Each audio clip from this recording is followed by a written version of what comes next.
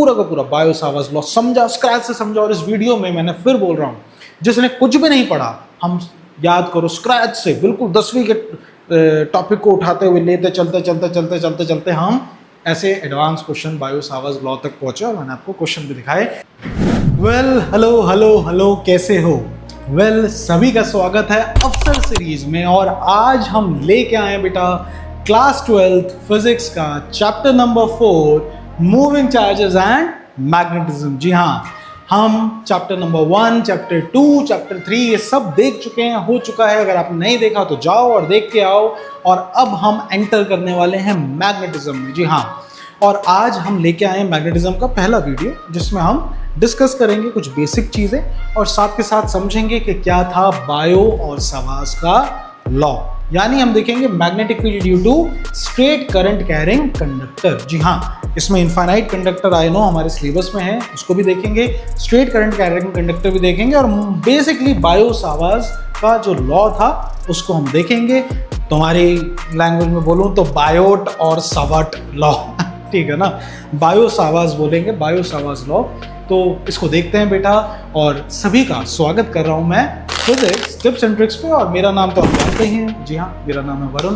तो चलिए बेटा वीडियो स्टार्ट करते हैं। वीडियो से पहले भैया, हमेशा की तरह यूट्यूब का एल्गोरिदम हमें कह रहा है कि बच्चा देख तो रहा है लेकिन बबुआ लाइक और सब्सक्राइब नहीं कर रहा। तो आपके लाइक और सब्सक्राइब से हमें बहुत मोटिवेशन मिलता है भाई। तो प्लीज़ इस चैनल को लाइक करो, शेयर करो और सब्सक्राइब भी करो यार, हमें मोटिवेशन तो दो थोड़ा सा, ताकि हम और ऐसी वीडियोस लाते जाएं। चलिए विदाउट एनी डिले स्टार्ट करते हैं ये वीडियो। तो देखते हैं हमारे पास है क्या इस चैप्टर में, हमारे पास टारगेट क्या है। तो देखो ध्यान से बेटा, इस चैप्टर में आपको इंट्रोड्यूस करवाने वाला हूँ। अब तक तुमने कुछ भी नहीं पढ़ा ना, स्कूल में टीचर ने पढ़ाया, तुम्हें भले ही समझ नहीं आया, मैं तुम्हें इतने स्क्रैच से समझाऊंगा कि तुम्हें सब कुछ समझ आएगा, ठीक है। तो इसमें हम आप देखेंगे कि हम मैग्नेटिज्म के कॉन्सेप्ट्स देखेंगे, मैग्नेटिज्म के कुछ बेसिक कॉन्सेप्ट्स देखेंगे बेटा, ठीक है ना। बायो सावर्स लॉ भी करवाऊंगा, लेकिन उससे पहले मैग्नेटिज्म के बेसिक कॉन्सेप्ट्स। फिर हमारे पास बायो सावर्स लॉ है, बायो सावर्स लॉ है। फिर हमारे पास सेम बायो सावर्स लॉ की कुछ एप्लीकेशन भी है हमारे पास, बायो सावर्स लॉ की हमारे पास कुछ एप्लीकेशंस भी हैं, ठीक है। उसके बाद बेटा एप्लीकेशन के बाद हम देखेंगे हमारे पास एम्पियर सर्किटल लॉ है। इसमें एम्पियर सर्किटल लॉ, ये लॉ क्या है बेटा, इसको भी देखेंगे। और उसके बाद हम एम्पियर सर्किटल लॉ की भी कुछ एप्लीकेशंस हैं, उनको देखेंगे। अब एप्लीकेशंस को मैं अभी एक्सप्लेन करूंगा ना, तो ये टारगेट ही हमारा बहुत बड़ा हो जाएगा। तो हमारे पास मोटा मोटा जो पार्ट है वो ये है बेटा, बहुत इंपॉर्टेंट है। इसको देखने के बाद कुछ सब टॉपिक्स भी रहेंगे, जैसे कि motion of charge particle in magnetic field, ये सारी चीज़ें, ठीक है। और इससे रिलेटेड छोटे छोटे सब टॉपिक्स। और so this is our target, जो हमको इस चैप्टर में देखना है, ठीक है। तो चलिए आइए देखते हैं। और बिल्कुल ऐसे पढ़ाऊंगा कि जिसने कुछ भी नहीं पढ़ा ना आज तक, मैं कह रहा हूँ 10th भी नहीं पढ़ी, तो भी तुम इसको समझ जाओ, ठीक है। चलिए आइए देखते हैं और समझते हैं आगे क्या है हमारे पास। तो मूविंग चार्जेस एंड मैग्नेटिज्म का इंट्रोडक्शन हो रहा है। देखो सबसे पहले तो मुझे खुद ऐसा लगता है कि मेरी सच में इतनी औकात नहीं है कि दो महान हस्तियों के बीच में मैं रहूं। हमारे पास कौन कौन है? हमारे पास यहाँ पर ओरिस्टेड जी है, हैंस क्रिश्चियन ओरिस्टेड, और हमारे पास यहाँ पर फैराडे है, ठीक है ना। बेटा ये जो हम पढ़ाई कर रहे हैं ना, इन दोनों ही पर्सनैलिटी का आज के लेक्चर से डायरेक्ट रिलेशन है। हैंस ओरिस्टेड जी ने ये डिस्कवर करा था, आपने ये पढ़ा भी है कि इन्होंने डिस्कवर करा था कि एक करंट कैरिंग वायर जो है वो अपने आसपास कुछ ना कुछ चुंबक बनाती है। उसके बाद हैंस क्रिश्चियन ओरिस्टेड के इस एक्सपेरिमेंट से प्रेरणा मिली सर माइकल फैराडे को, और माइकल फैराडे ने सोचा कि यार इसका उल्टा पॉसिबल है क्या, करंट से चुंबक, तो क्या चुंबक से करंट बन सकती है क्या, मैग्नेटिक फील्ड से करंट बन सकती है। और इन्होंने बाकायदा ये चीज़ प्रूव करी, और आज की डेट में हमारी ये जो क्लास हो रही है ये इसीलिए हो रही है क्योंकि हम चुंबक से, मैग्नेटिक फील्ड से करंट बना सकते हैं। Faraday law of electromagnetic induction की नींव पड़ी। अभी भी एक बहुत बहुत बेहतरीन किस्सा है, जब इनसे किसी ने पूछा था, एक बड़े मिनिस्टर ने, कि ठीक है भाई तुमने चुंबक से करंट बना लिया, करोगे क्या इसका? तो इन्होंने बहुत फेमस बात बोली थी कि sir, I do not know what it is good for, however one of the thing I am quite certain that someday you will tax it. मतलब मुझे नहीं पता अभी इसका क्या होगा, उस जमाने में नहीं पता चल रहा था, लेकिन कह रहे थे एक, मैं इस चीज़ को लेके श्योर हूँ कि ये इतना बड़ा बनेगा किसी दिन कि तुम साले टैक्स करोगे इसको, टैक्स। और ये हुआ। बिजली पे टैक्स देते हैं ना हम लोग, हमारे घर में जो बिजली आ रही है वो कैसे आ रही है? ऐसी तो आ रही है। जनरेटर कैसे काम कर रहा है? इलेक्ट्रोमैग्नेटिक इंडक्शन पे काम कर रहा है।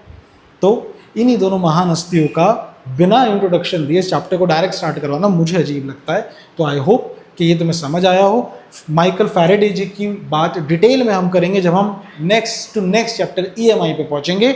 अभी हैंस क्रिश्चियन ओरस्टेड जी के पैरों में गिर के हेल्प लेते हैं और आगे बढ़ते हैं, बताते हैं कि इन्होंने क्या डिस्कवर करा था। ठीक है, मैं पूरा मैग्नेटिज्म का स्क्रैच से समझाऊंगा। देखो, तो हैंस क्रिश्चियन ओरस्टेड ने एक एक्सपेरिमेंट करा था। ये एक्सपेरिमेंट आपने 10वीं में देखा होगा, इसलिए इसे फटाफट बता रहा हूँ।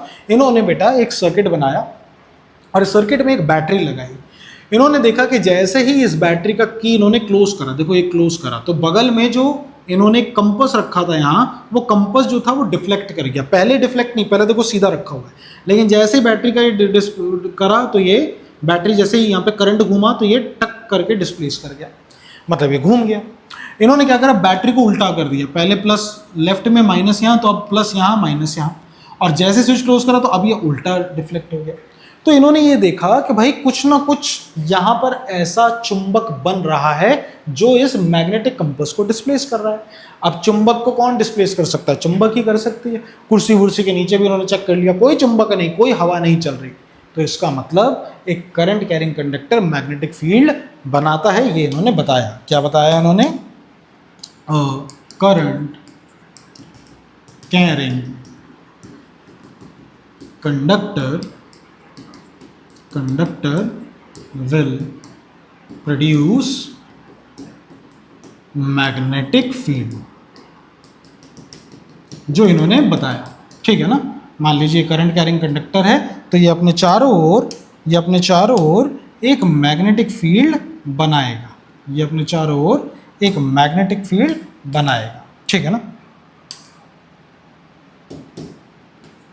ये ऐसी घूमती हुई मैग्नेटिक फील्ड अपने चारों ओर बनाएगा अगर करंट ऊपर जा रहा है। तो ये इन्होंने बताया। मैं बोला चलो ठीक है, हमको भी पता चल गया। ठीक है, current carrying conductor magnetic field बनाता है। थर्ड चैप्टर में हमने देखा करंट बनता है, यानी करंट बन रहा है तो मैग्नेटिक फील्ड बन रही है, इसलिए ये चैप्टर आया, इसलिए हम इस चैप्टर को पढ़ रहे हैं। ठीक, मैग्नेटिक फील्ड कहाँ और देखा है? सर चुंबक में देखा है। हाँ, मतलब एक चुंबक भी जो होती है जिसमें एक नॉर्थ और साउथ पोल होता है, ये भी एक मैग्नेटिक फील्ड बनाती है, नॉर्थ से साउथ और साउथ से नॉर्थ अंदर। ये भी 10वीं में हमने देखा है। मतलब हमें पता चल गया कि मैग्नेटिक फील्ड बनाने वाले दो जने हैं, एक हमारा करंट कैरिंग कंडक्टर और दूसरी खुद मैग्नेट। ये दोनों मैग्नेटिक फील्ड बनाते हैं। ठीक है, तो आइए बात करते हैं मैग्नेटिक फील्ड पे कि मैग्नेटिक फील्ड क्या है। ठीक है, क्या है मैग्नेटिक फील्ड? तो देखिए क्या है मैग्नेटिक फील्ड।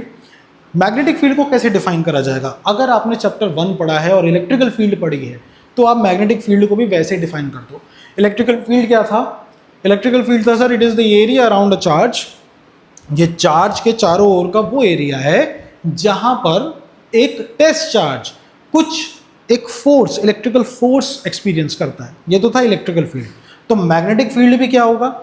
मैग्नेटिक फील्ड किसी करंट कैरिंग कंडक्टर या चुंबक के चारों ओर का वो एरिया, इसके आसपास का वो क्षेत्र है जहां पर एक मैग्नेटिक इफेक्ट, चुंबकीय इफेक्ट वो एक्सपीरियंस करे।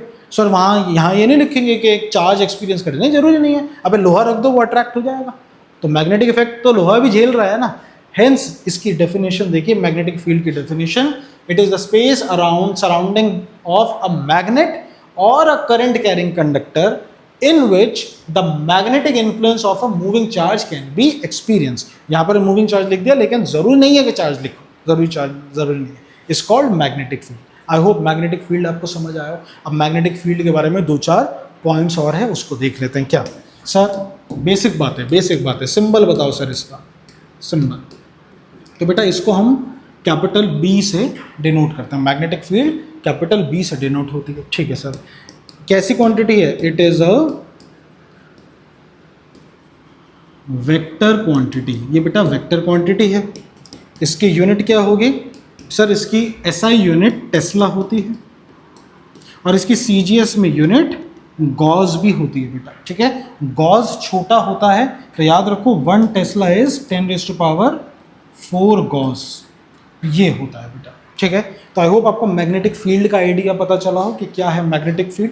ठीक है, अब मैग्नेटिक फील्ड हमें पता चला, यूनिट का आइडिया पता चला, वेक्टर क्वांटिटी है ये पता चला, बढ़िया है, हमें बेसिक आइडिया मैग्नेटिक फील्ड का हो गया। ठीक, अब अगर आप ये डायग्राम देखो तो इसके चारों ओर ये जो क्षेत्र मैंने बनाया है ये यूजिंग दीज लाइंस बनाया है। ये लाइंस क्या है? इनको बोलते हैं मैग्नेटिक फील्ड लाइंस।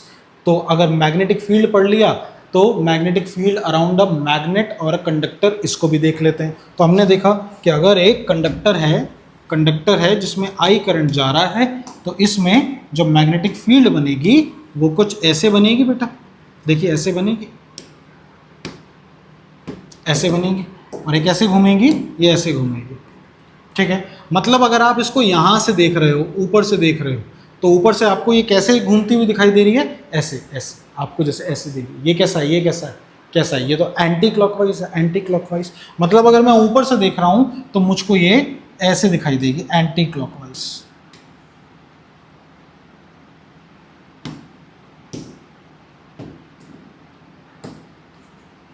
ये मुझे ऐसे दिखाई देगी, इसको ऐसे ऐसे कर लो तो ये ऐसे हो जाएगा। ठीक है ना, ये क्या है? ये मैग्नेटिक फील्ड। ठीक है, और करंट कहाँ आ रहा है? मेरी तरफ आ रहा है। करंट कहाँ आ रहा है? मेरी तरफ आ रहा है, ये करंट। ठीक है ना, अभी बताता हूँ ये क्या है। यही अगर आप एक चुंबक में देखो तो चुंबक में भाई नॉर्थ साउथ, और ये नॉर्थ से साउथ, ये जो है ये भी मैग्नेटिक फील्ड बनाई है चुंबक की। बहुत ज़रूरी है, दोनों को समझना ज़रूरी है। अब ये जो लाइनें हैं इनको अपन कहते हैं मैग्नेटिक फील्ड लाइंस। ये क्या होती है? Magnetic field lines. अब सर इनकी भी कुछ प्रॉपर्टी है, हमको पता होना चाहिए। जैसे इलेक्ट्रिकल फील्ड लाइंस थी, ऐसे मैग्नेटिक फील्ड लाइंस है। क्या प्रॉपर्टी है मैग्नेटिक फील्ड लाइंस की? देखो बहुत बेसिक प्रॉपर्टी, कुछ भी खास नहीं, ध्यान से देखो। पहला तो देखो, मैग्नेटिक फील्ड लाइंस एक क्लोज कर्व बना रही है, पूरा क्लोज कर्व बना रही है। देखो ना, ये क्लोज कर्व बना रही है साउथ से नॉर्थ, मतलब पूरा चक्कर काट रही है। तो पहला तो ये कि दे फॉर्म क्लोज लूप। तो सर क्लोज लूप तो सभी बनाती हैं, हट, सारी थोड़ी बनाती हैं। Electrical field line close loop बनाती है? नहीं, वो तो पॉजिटिव से लेके कहाँ जाती है? नेगेटिव तक या इन्फिनिटी तक। पॉजिटिव से इन्फिनिटी या इन्फिनिटी से नेगेटिव चार्ज तक आती है, ऐसा होता है। तो ये मैग्नेटिक फील्ड लाइन्स ऐसा नहीं होती, ये तो क्लोज लूप बनाती है। ग्रेट। दूसरा इलेक्ट्रिकल फील्ड लाइन कभी इंटरसेक्ट नहीं करती। सेम मैग्नेटिक फील्ड लाइन भी कभी इंटरसेक्ट नहीं करती। They never intersect. ये ज़रूर पूछेगा एक आध नंबर में कि एक्सप्लेन करो कि क्यों इंटरसेक्ट नहीं करती। तो two magnetic field lines will never intersect each other because if they do then at the point of intersection there will be two directional vectors which is absurd. हो ही नहीं सकता, एक पॉइंट पे दो डायरेक्शन आ ही नहीं सकती मैग्नेटिक फील्ड की, समझे? तो इसलिए ये बेसिक सी बात है। तीसरा, सर सबसे ज़्यादा पावरफुल ये नॉर्थ और साउथ पोल पे होती है, ये भी पढ़ा है हमने। तो पावरफुल नॉर्थ और साउथ पोल पे, इसका मतलब यहाँ देखो ये कितनी पास पास है, और यहाँ देखो कितना दूर दूर है, देखो कितना दूर दूर है, और यहाँ देखो कितना पास पास है, कितना पास पास है। मतलब इनकी डेंसिटी मैग्नेटिक फील्ड स्ट्रेंथ बताती है। मतलब density of field lines is directly proportional to magnetic field intensity. Magnetic field कितनी पावरफुल है इसको बता रहे हैं, ठीक है ना। पोल स्ट्रेंथ, अच्छा ये मैग्नेटिक फील्ड लाइन समझ आई। ऐसे ही यहाँ पे कुछ पोल स्ट्रेंथ भी होती है। मैग्नेटिक पोल स्ट्रेंथ बेटा इसको स्मॉल m से डिनोट करते हैं, ये भी पता होना चाहिए। स्मॉल m ये क्या होता है? ये पोल की स्ट्रेंथ है कि कितना ताकतवर पोल है, ऐसा समझ लो इसको, ठीक है ना। तो ये जो पोल स्ट्रेंथ है ये भी डेंसिटी पे डिपेंड करता है। जहाँ पर ये पास होंगी वहाँ पे पोल स्ट्रेंथ ज़्यादा होगी। तो और क्या है चुंबक के बारे में, मतलब मैग्नेटिक फील्ड लाइंस के बारे में नहीं, चुंबक के बारे में। मैग्नेटिक मोनोपोल्स एग्जिस्ट नहीं करते, ये भी तुम्हें पता है। इसको मैं तोड़ दूं तो अल्टरनेटिव साउथ और नॉर्थ पोल बन जाए, ठीक है। तो ये इसके मेरे पास कुछ प्रॉपर्टीज़ हैं ये मुझे बताने की ज़रूरत नहीं है कि इक्वी डिस्टेंस सीधी मैग्नेटिक फील्ड लाइन जो होती है वो यूनिफॉर्म मैग्नेटिक फील्ड को दर्शाती है। तो शॉर्ट में देखा जाए तो ये सारी इसकी प्रॉपर्टीज़ हैं। आई होप आपको समझ आई होगी। इनका स्क्रीनशॉट ले लो, कभी इंटरसेक्ट नहीं करती, नॉर्थ से निकल के साउथ में जाती हैं, क्लोज और कॉन्टिन्यूस कर्व बनाती है, और denser near the pole indicating strong magnetic field. Basic properties, ठीक है। चलिए ये भी हो गया। आइए आगे बढ़ते हैं, नेक्स्ट देखते हैं डायरेक्शन। अब सुनो, हमको ये पता चल गया कि मैग्नेटिक फील्ड है क्या, फील्ड लाइंस क्या है, बेसिक बातें पुरानी रिवाइज कर ली। अब डायरेक्शन कैसे बनाएंगे, डायरेक्शन कैसे बताएंगे, कैसे बताएंगे? बड़ा सिंपल है। मैग्नेटिक फील्ड की डायरेक्शन बताने के लिए हमारे पास हैं वैसे दो रूल, लेकिन मैं प्रेफर करूंगा आप पकड़ के चलो सीधा का सीधा right hand thumb rule. Right hand thumb rule ये कहता है, देखो किसकी डायरेक्शन बतानी है हमें, चुंबक की तो पूछेगा नहीं, ये चुंबक में तो पता है नॉर्थ साउथ साफ साफ दिख रहे हैं, नॉर्थ से निकल के साउथ में, वो पूछेगा एक करंट कैरिंग कंडक्टर की। तो भैया सीधा राइट हैंड थंब रूल लगाओ। क्या कहता है right hand thumb rule? If you hold a current carrying conductor in your right hand in such a way that the thumb points in the direction of current, then the curled fingers will give the direction of magnetic field. मतलब अगर आप एक current carrying तार को अपने सीधे हाथ में पकड़ो और कुछ ऐसे पकड़ो कि आपका अंगूठा करंट की दिशा की तरफ इशारा करे, तो आपकी घुमावदार ये जो उंगलियां हैं ये आपको मैग्नेटिक फील्ड की डायरेक्शन देंगी। सो this is how you find magnetic field, right hand thumb rule. ये पूरा रूल लिखा है। अगर करंट ऊपर जा रहा है तो ये जो फिंगर्स है ये मैग्नेटिक फील्ड की डायरेक्शन दे रही है, ये मैग्नेटिक फील्ड की डायरेक्शन, ये करंट। अगर करंट नीचे जा रहा है तो अभी मैग्नेटिक फील्ड देखो कैसे घूम रही है, अभी ऐसे घूम रही है, ठीक है, और यहाँ कैसे घूम रही है, यहाँ ऐसे घूम रही है, ठीक है। यही डायग्राम हमने बताए हैं। मतलब मैग्नेटिक फील्ड है क्या, फील्ड लाइंस क्या है, और मैग्नेटिक फील्ड की डायरेक्शन कैसे निकालते हैं, इसके लिए हमने 10th में भी थोड़ा पढ़ाया है। होप आपको ये रिवाइज हुआ होगा। जिन्होंने नहीं पढ़ा, इस चैप्टर में आपको मैग्नेटिक फील्ड के बारे में अब तक आइडिया लग गया होगा।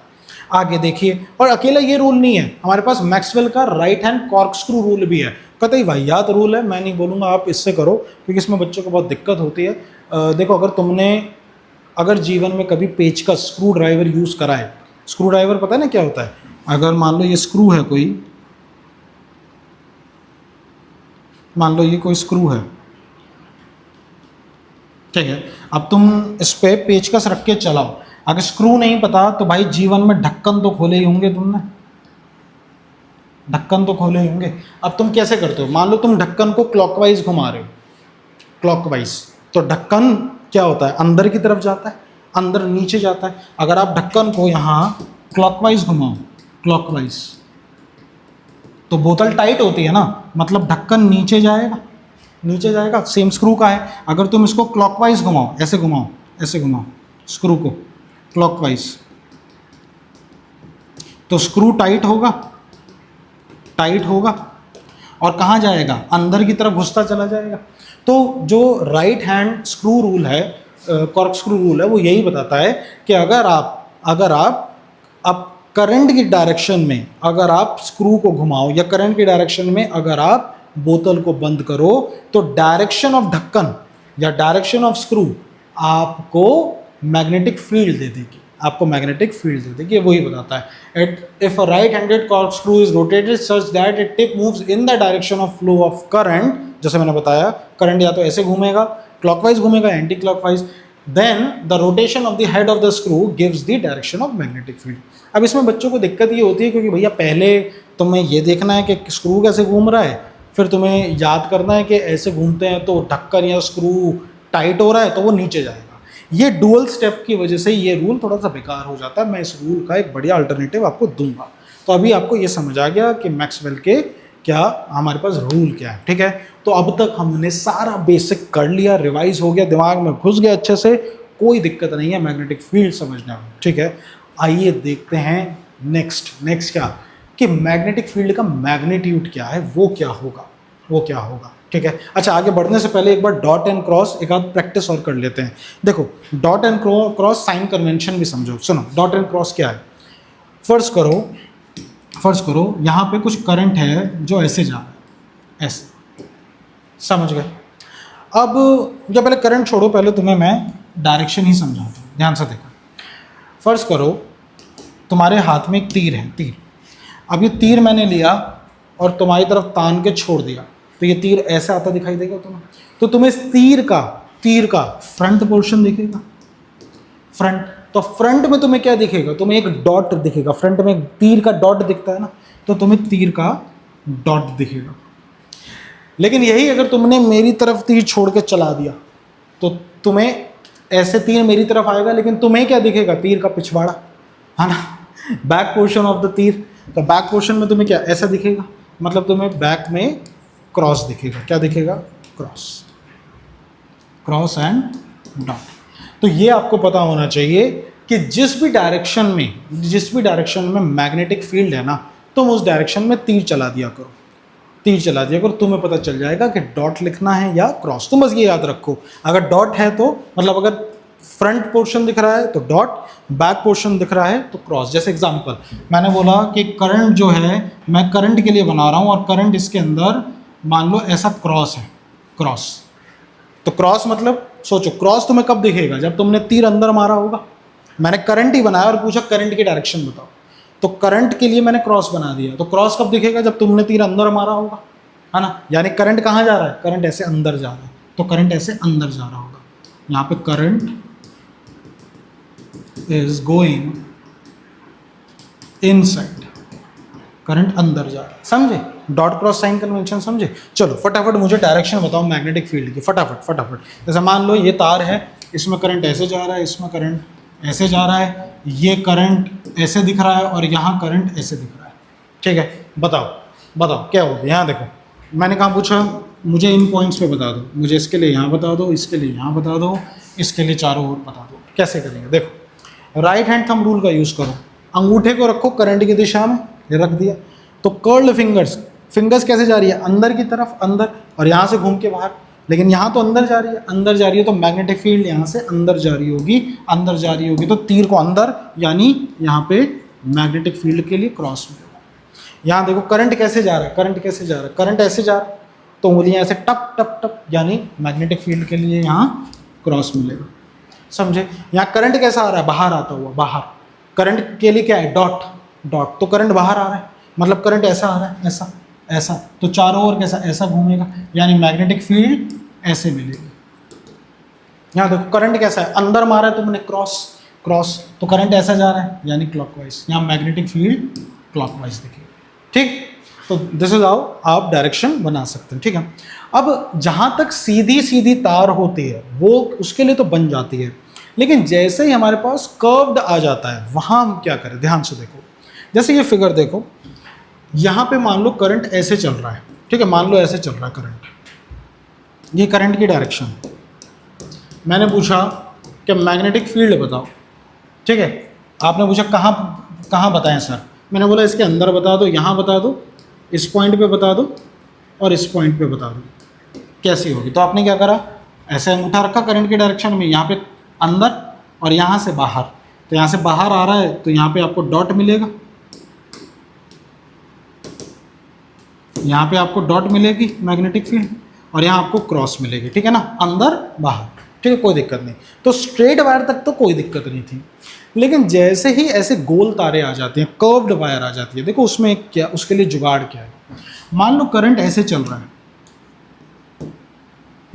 मैंने आपसे पूछा कि भैया अंदर और बाहर बता दो कैसे मैग्नेटिक फील्ड, तो आपने क्या करा, आपने ऐसे तार रखा, तो यहाँ पर अंदर और नीचे से बाहर, ऐसे ऊपर भी करके देख लो कैसा है, यहाँ ऐसे, तो अंदर और ऊपर से बाहर, यहाँ करके देख लो अंदर बाहर, यहाँ करके देख लो अंदर बाहर, मतलब जहाँ जहाँ ये जो अंदर वाला पार्ट है यहाँ आपको क्रॉस मिलेगा अंदर, और बाहर आपको डॉट मिलेगा, देखो ऐसा मिलेगा, ठीक, ऐसा मिलेगा। इसका मतलब ये है कि इस पूरे करंट के लिए अगर मैं चाहूँ तो सिंपली ये डायग्राम भी बता सकता हूँ कि अंदर क्रॉस मिलेगा, देखो क्रॉस मिल रहा है ना हर टाइम, तो अगर करंट क्लॉकवाइज है तो मुझे क्रॉस मिलेगा, ठीक है, कोई दिक्कत नहीं। चुंबक कैसे दिखती है सर, चुंबक ऐसे दिखती है, चुंबक में एक नॉर्थ पोल है और एक साउथ पोल है, और साउथ से नॉर्थ मैग्नेटिक फील्ड जाती है। सर बाहर तो नॉर्थ से साउथ आते हैं, हाँ, लेकिन हम अंदर का लेके चलेंगे, हम अंदर वाली डायरेक्शन लेके चलेंगे, लेके चलेंगे। इसका क्या मतलब है? अंदर वाली डायरेक्शन का मतलब साउथ से नॉर्थ। अब सुनो, तुम्हें यहाँ पे क्रॉस मिला, क्रॉस का मतलब मैग्नेटिक फील्ड जो यहाँ मिली है, ये मैग्नेटिक फील्ड है ना, इसका मतलब क्या है? ये मैग्नेटिक फील्ड है ना, इसका मतलब मैग्नेटिक फील्ड यहाँ से अंदर जा रही है, ऐसे तुमने तीर छोड़ा होगा, ऐसे अंदर जा रही है, ऐसे जा रही है। इसका मतलब ये भी तो है कि यहाँ से ऐसे अंदर जा रही है, मतलब इसको अगर ऐसे सीधा करूँ तो देखो साउथ से नॉर्थ जा रही है, मतलब तुम्हें यहाँ पर तुम्हें साउथ पोर्शन मिला। नॉर्थ कहीं अंदर बन रहा होगा, नॉर्थ कहीं अंदर बन रहा होगा, तुम्हें साउथ मिला, साउथ से नॉर्थ। इसका मतलब ये भी है कि अगर तुम इसको इक्विवेलेंट बार मैग्नेट की तरह रखना चाहो, कि अगर तुम इसको एक इक्विवेलेंट बार मैग्नेट की तरह रखना चाहो तो तुम बार मैग्नेट को ऐसे रख के दिखा सकते हो कि इसका मतलब ऐसा लग रखा है कि जैसे कोई बार मैग्नेट ऐसे रखी हुई है, साउथ और ये नॉर्थ। देखो ना, साउथ से नॉर्थ, साउथ से नॉर्थ अंदर जा रही। क्या आप ये बात समझे? क्या आप ये बात समझे? अब होता क्या है कि अगर तुम्हें एकदम से मैं ये डायग्राम दूं और पूछूं कि बताओ इक्विवेलेंट बार मैग्नेट कैसी दिखेगी, तो तुमको ये सभी स्टेप के थ्रू होके आना पड़ेगा, थोड़ा सा लंबा रहता है। तो इसके लिए मैं तुम्हें एक जुगाड़ देता हूँ। क्या? मैं चाहता हूँ कि तुम राइट हैंड थंब रूल लगा के इसे कर लो। देखो कैसे। Sir right hand thumb rule तो हम कैसे करेंगे? हम उससे ही तो कर रहे हैं सारा, ये सारा हमने उससे ही तो निकाला। नहीं, जुगाड़ ये कहता है कि तुम राइट हैंड थंब रूल को लगाओ, लेकिन उल्टा लगाओ। उल्टा का मतलब, उल्टे का मतलब ये है कि तुम अंगूठे को करंट की दिशा में मत रखो, तुम फिंगर्स को करंट की दिशा में मोड़ो। राइट हैंड थंब रूल का जुगाड़ ये कहता है कि if you curl your fingers in the direction of current then the अंगूठा will give you the north of the magnetic field. देखो देखो कैसे, देखो करंट अगर ऐसे जा रहा है तो मैं अपनी उंगलियों को करंट की डायरेक्शन में मोड़ूं तो अंगूठा will give me the north. North अंदर, मतलब अंदर नॉर्थ, बाहर साउथ। अरे यही तो डायग्राम बनाया है, समझे कि ये क्यों करते हुए आ रहे हैं हम? ठीक है, तो ये जुगाड़ है। कहीं पे भी आपको कर्व्ड मिल जाए ना, कर्व्ड मिल जाए, वहाँ direct right hand thumb rule उल्टा लगा के नॉर्थ साउथ पता कर लिया करो। अगर क्रॉस डॉट है तो वो तो तुम वैसे भी बता दोगे, वो तो वैसे भी भाई साउथ नॉर्थ हो गया तो तुम्हें साउथ दिख रहा है, तुम्हारी तरफ साउथ है, यानी तुम्हें क्रॉस मिलेगा। खत्म खत्म। तीर देखो ऐसे मारा होगा, समझे? क्या ये चीज़ क्लियर है? क्या ये पूरा डायग्राम क्लियर है? ये इसलिए समझाया ताकि डायरेक्शन में तुम्हें कोई दिक्कत ना हो। इसका स्क्रीनशॉट लीजिए, फिर आगे बढ़ते हैं। आगे बढ़े, चल चल आ गए हैं 12वीं के एक्चुअल चैप्टर्स, बायो सावार्ज लॉ। पढ़ो क्या है।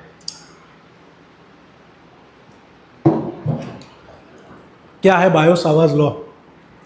चलिए आइए देखते हैं बायो सावार्ज लॉ किस लिए यूजफुल है। देखो अभी तक हमने ये तो देख लिया कि अगर एक करंट कैरिंग वायर हो जिसमें कुछ आई करंट जा रहा है और किसी ने एक पॉइंट पी पे उनसे पूछ लिया कि यहाँ मैग्नेटिक फील्ड बताओ, तो अभी तक की पढ़ाई जो हमने करी है 10वीं तक और ये जो मैंने सारा रिवाइज करवाया उस तक, उस पढ़ाई के हिसाब से मैं इस पी पॉइंट पे सिर्फ डायरेक्शन ही बता सकता हूँ इससे ज़्यादा तो कुछ बता नहीं सकता, यही बता सकता हूँ।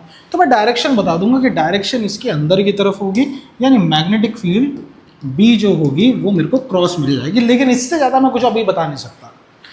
बायो सावार्ज लॉ हमें हेल्प करता है इस पॉइंट पे मैग्नेटिक फील्ड का मैग्नीट्यूड बताने में, कि कितने मैग्नीट्यूड की मैग्नेटिक फील्ड होगी, वैल्यू क्या होगी, ये बताने में हमें हेल्प करता है बायो सावार्ज लॉ। देखो कैसे, क्या कहता है ये लॉ, ध्यान से सुनो। ये लॉ ये कहता है कि देखो पूरे की तो हम, ये लॉ साफ होता है कि मैं पूरी तो नहीं बता सकता कि पूरी मैग्नेटिक फील्ड कितनी है, लेकिन मैं एक स्मॉल छोटे से करंट कैरिंग एलिमेंट के लिए बता सकता हूँ, उसके लिए बता सकता हूँ। ठीक है, तो इसके लिए हमको इस बड़ी तार पे एक छोटा सा एलिमेंट काटना पड़ेगा। अब एक छोटा एलिमेंट काटते हैं। फर्स्ट करो, मैंने एक डीएल एलिमेंट छोटा एलिमेंट काट दिया। फिर मैंने इस डीएल एलिमेंट से जहां भी मेरे से पूछा है वहां से इसको जोड़ दिया, ये मैंने जोड़ दिया। फर्स्ट करो, मेरा जो एंगल बना किसके बीच का एंगल बना बेटा? मेरा जो एंगल बना है वो बना है इस दूरी का, ये दूरी को मान लो मैंने आर का, और ये जो डीएल है इसके बीच का। तो डीएल और आर के बीच का जो एंगल बना, let's say that angle is theta, और आई करंट तो जा रहा है। तो बायो-सावर्ट्स लॉ ये कहता है कि जो मैग्नेटिक फील्ड होगी ना मेरी dB, वो डायरेक्टली प्रोपोर्शनल होगी करंट के, ठीक है, और dB जो है वो डायरेक्टली प्रोपोर्शनल होगी बेटा DL के। अच्छा वहाँ DL लिखा है, हाँ DL ही लिखा है, DL के मतलब करंट, जितना ज़्यादा करंट उतनी ज़्यादा यहाँ पे जो स्मॉल dB बनेगी वो dB के बारे में है कि भैया इस छोटी सी लेंथ के लिए जो यहाँ स्मॉल dB बनेगा वो करंट के डायरेक्टली प्रोपोर्शनल होगा, इस DL के डायरेक्टली प्रोपोर्शनल होगा, ठीक है, और डायरेक्टली प्रोपोर्शनल होगा साइन थीटा के, मतलब ये जो थीटा है इसका साइन कंपोनेंट, तो साइन थीटा के, और इनवर्सली प्रोपोर्शनल होगा दूरी के स्क्वायर के, ये जो दूरी है इसके स्क्वायर के। तो बेटा अगर इन चारों को मैं एक साथ लिखूं तो मैं बोल सकता हूं dB will be proportional to IDL sine theta बटे आर स्क्वायर, मैं ये बोल सकता हूँ। प्रोपोर्शनैलिटी का साइन हटेगा तो कुछ कांस्टेंट आएगा, बेटा वो कांस्टेंट क्या है, तो मैं यहाँ लिख रहा हूँ बेटा वो कांस्टेंट है म्यू नॉट बटे 4 pi IDL sine theta by are square. This is the formula, this is the formula. Sir ये तो छोटा dB आया, हाँ तो इसको आगे जाके हम इंटीग्रेट कर लेंगे तो टोटल आ जाएगा, टोटल आ जाएगा। क्या आपको बायो-सावर्ट्स लॉ समझ आया कि बायो-सावर्ट्स लॉ क्या है? यही है Biot Savart's law, mu naught by 4 pi IDL sine theta by are square. मैं फिर बता रहा हूँ यहाँ पर कौन सी चीज़ क्या है बेटा, I यहाँ पर करंट है, DL यहाँ पर स्मॉल लेंथ है, थीटा यहाँ पर एंगल है, angle between DL and R है। याद रखना, बच्चा गलती करता है, बच्चा सोचता है DL और I के बीच का एंगल थीटा है, नहीं, DL और R के बीच का एंगल है। बेटा R क्या है, R है डिस्टेंस फ्रॉम वायर, ठीक है, बस हो गया, सारी चीज़ें आ गई, ठीक है। अच्छा म्यू नॉट बाई 4 पाई ये कांस्टेंट है, इसकी क्या वैल्यू है, म्यू नॉट बाई 4 पाई की वैल्यू, सर इसकी वैल्यू होती है 10⁻⁻⁷ टेस्ला मीटर पर एम्पियर, ये इसकी यूनिट होती है। देखो कैसे निकाला, देखो इसकी वैल्यू निकालनी है म्यू नॉट की, dB की यूनिट टेस्ला, देखो करंट को नीचे लेके जाओ तो बटे एम्पियर, और एक डायमेंशन से एक ये वाली डायमेंशन कटेगी तो बस मीटर बचेगा, इसको ऊपर ले जाओ तो एक लेंथ बचेगी तो मीटर, टेस्ला मीटर पर एम्पियर, ठीक है ना। आमतौर पे बच्चे जो हैं उनकी आदत हो जाती है कि वो म्यू नॉट बाई 4 पाई को नहीं काटते, मतलब 4 को नहीं काटते, क्योंकि फुल फ्लेज एक वैल्यू है ना 10⁻⁻⁷, इसको हटाने के लिए सिर्फ 10⁻⁷ से रिप्लेस कर दो। लेकिन अगर कभी काटनी भी पड़ जाए तो म्यू नॉट की अगर वैल्यू सिर्फ पूछी जाए, म्यू नॉट पता ना क्या, परमिएबिलिटी, अगर किसी को ये नहीं पता ना कि म्यू नॉट परमिएबिलिटी है तो भाई बंद कर दो ये वीडियो अभी, मतलब म्यू नॉट नहीं पता भाई तुम्हें, ठीक है ना। क्या कर रहे थे जब हम चैप्टर कर रहे थे, तो म्यू नॉट क्या है, mu not is permeability of free space, याद रखो, जैसे परमिटिविटी था ऐसे परमिएबिलिटी था, परमिएबिलिटी था, ठीक है। तो म्यू नॉट है परमिएबिलिटी, बेटा म्यू नॉट की वैल्यू होती है 4 पाई इंटू 10⁻⁷ टेस्ला मीटर पर ampere, this is the unit of permeability. I hope आपको ये समझ आया। सो this is what bio-Savart's law is, ठीक है। आइए इसके कुछ अलग अलग रूप देखते हैं बायो-सावर्ट्स लॉ के, vector form of bio-Savart's law. अब देखो मुझे पता है कि जो dB का मेरे पास मैग्नीट्यूड है, मतलब जो वैल्यू आती है वो आती है IDL sine theta by are square से, ये तो मैग्नीट्यूड आया। इसकी डायरेक्शन, dB की डायरेक्शन निकालने के लिए मेरे पास ईश्वर ने राइट हैंड थंब रूल दे रखा है ना, राइट हैंड थंब रूल मेरे पास है। लेकिन इसका वेक्टर फॉर्म भी तो चाहिए, क्योंकि dB एक वेक्टर क्वांटिटी है, तो वेक्टर क्वांटिटी का कुछ वेक्टर फॉर्म भी तो होगा। तो वेक्टर फॉर्म देखो कैसे बनता है, देखो वेक्टर फॉर्म देखो, वेक्टर फॉर्म ऐसे बनेगा, dB is equals to mu naught by 4 pi I। अब सुनो, साइन थीटा को हटाएंगे तो कुछ क्रॉस प्रोडक्ट बनेगा, ठीक है। थीटा किसके बीच का एंगल है सर, DL और R का, तो ये बन जाएगा I DL क्रॉस R बटे का R⁻, ये है इसकी वेक्टर फॉर्म, ठीक है ना। देखो ये था डायग्राम, ठीक है ना, तो ये था, और इस तरफ ये है इसका DL से R, चलो देखो DL से R चलो, तो अंगूठा अंदर, मैग्नेटिक फील्ड अंदर, बिल्कुल सही है, ठीक है। तो DL cross R by R⁻, ये है बेटा इसकी वेक्टर फॉर्म, इंपॉर्टेंट है आपके लिए, आपको पता होना चाहिए। ठीक है, चलिए फटाफट आगे बढ़ते हैं, नेक्स्ट देखते हैं। नेक्स्ट हमारे पास क्या है, Biot Savart's law in case of another medium. ये भी इंपॉर्टेंट है। अगर मीडियम एयर या वैक्यूम नहीं, कुछ और है, वाटर है, कुछ और है, तो हम क्या करेंगे? तो इसके लिए परमिएबिलिटी का आइडिया होना चाहिए। देखो देखो, एयर या वाटर में, एयर या वैक्यूम में हमारे पास क्या फॉर्मूला है? सर हमारे पास फॉर्मूला है dB equals to mu not बटे 4 pi I D L sine theta बटे का आर स्क्वायर, ये फॉर्मूला है। ठीक, अब फर्ज करो एयर या वैक्यूम की जगह वैक्यूम क्या होता है, एयर या वैक्यूम की जगह कोई मीडियम आ गया, कोई मीडियम म्यू एम आ गया, तो इसमें क्या होगा? इसमें फॉर्मूला क्या बन जाएगा? इसमें सर ये फॉर्मूला बन जाएगा dB equals to mu M by 4 pi I D L sine theta by are square, ये फॉर्मूला बन जाएगा सर? हाँ बन जाएगा। लेकिन ज़रूरी नहीं आपको म्यू ऑफ मीडियम दिया हुआ हो, तो आपको म्यू नॉट के टर्म्स में उसको लिखना है। तो ऐसे में आपको ये रिलेशन पता होना चाहिए कि बेटा रिफ्रैक्टिव इंडेक्स ऑफ मीडियम, या सॉरी रिलेटिव, आपको ये पता होना चाहिए रिलेटिव परमिएबिलिटी ऑफ मीडियम, ये बराबर होती है बेटा परमिएबिलिटी ऑफ मीडियम बटे एब्सोल्यूट परमिटिविटी, ये पता होना चाहिए।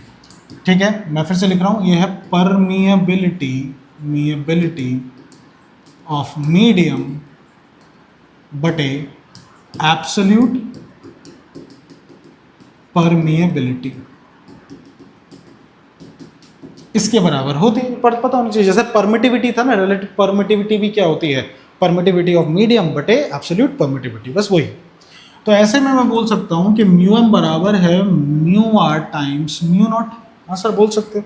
इसका मतलब इस फॉर्मूले को अगर मैं चाहूँ तो यहाँ से म्यू एम हटा के मैं चाहूँ तो म्यू एम की जगह mu naught times mu r लिख के इसको बंद कर सकता हूँ।